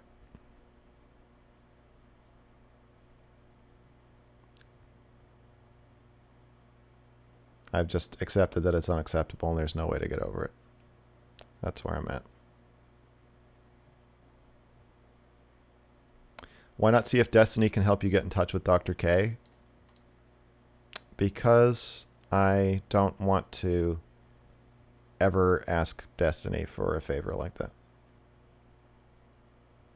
I'm not interested in using his connections. I'm interested in hopefully being colleagues and friends.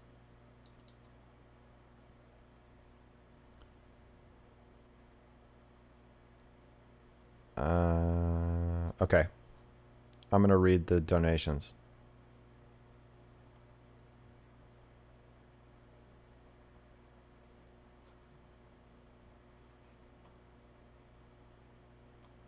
They're watching you grow way faster than they ever could and convincing themselves you must be doing something dirty and they need to stop you.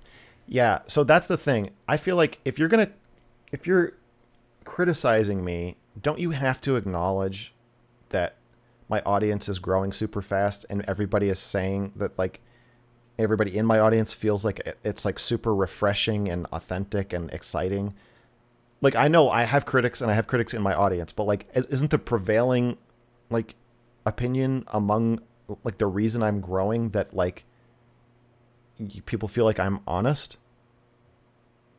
So I don't understand. Like, I feel like you can criticize me and say I'm full of shit and say that I'm not honest, I'm just making shit up, and that we should return to the status quo where we just hyper intellectualize things and don't talk about our feelings. But you should at least fucking acknowledge that like I am kind of taking off.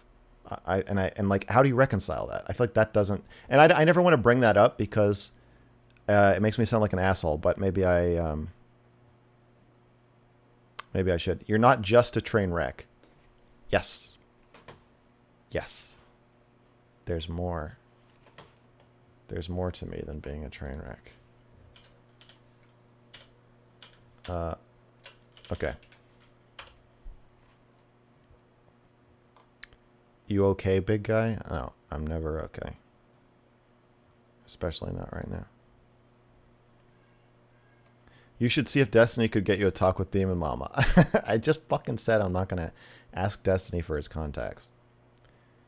Okay.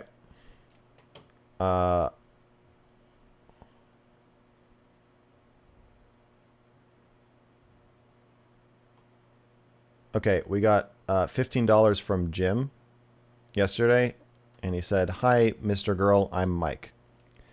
If you were here yesterday, this was a gender identification question, or somebody asked me if someone had a name tag named that said Jim on it, but they introduced themselves as Mike, what would I call them?" It probably would have been funnier if I'd read it when when it happened. Oh, the joke is that Demon Mama and Destiny both hate each other a lot. Okay, I get it. I don't know all this shit. I got a lot to catch up on. $5 from Bleak Lights. Would you ever debate a conspiracy theorist, i.e. Q people or anti-vax? I don't think so. I think because a debate for me requires that we agree on a certain set of facts, and then we're like trying to figure out the best way to put them together, or like who's better at putting them together almost. And I feel like we just won't be able to agree on sources or ideas, and so then it just becomes like trying to make them look stupid. I'd much rather just interview them.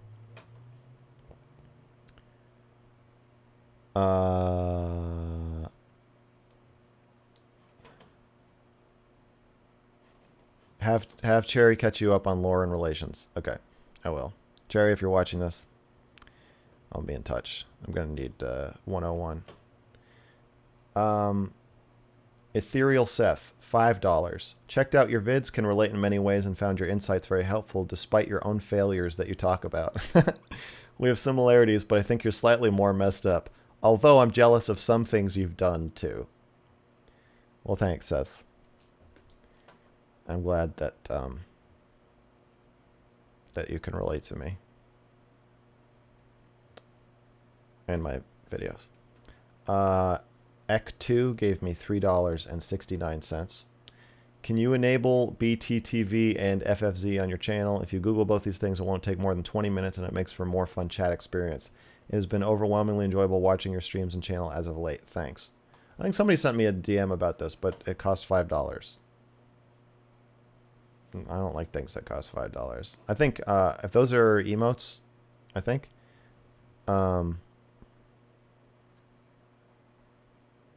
Shaylin's gonna make some animated emotes. That's the next step. Looking back, the more I liked the Supreme convo, even though I was so uncomfortable the whole time. Open conflict is uncomfortable. I'll give you $5. If you give me $5, I'm going to keep it. So don't do that. Lauren Southern is tomorrow at... Should be on my calendar. I made a stream calendar. I think Baby is working on like a way to show it to people, or maybe he already has. It should be in the Discord visible somewhere, and it's visible on my Twitch thing. But tomorrow at 3 p.m. Wait, 3 p.m. Pacific. Tomorrow 6 p.m. Eastern. Tomorrow 6 p.m. Eastern. 6 Eastern. Yes, thank you. I'm not going to talk to Anna or whatever her name is. You can't trick me into it.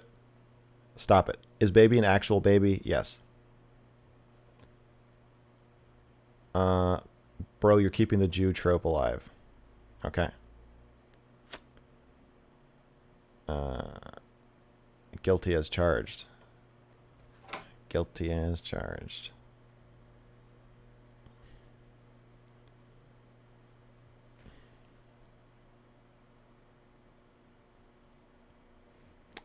Yeah. Lauren Southern tomorrow, 6 p.m.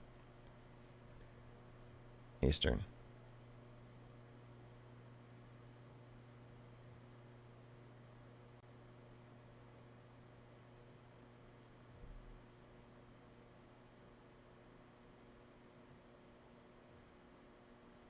All right.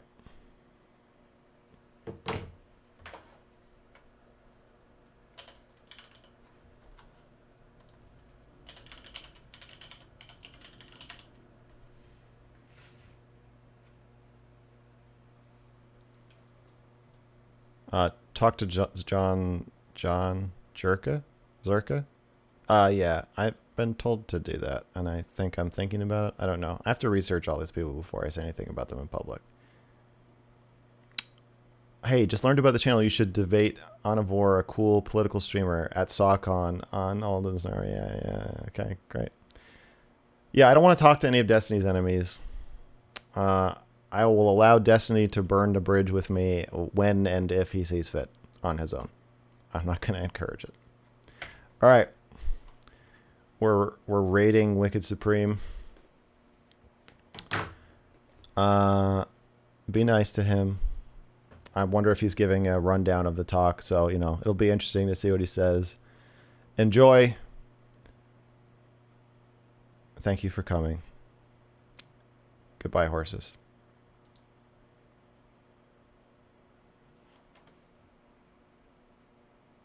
Oh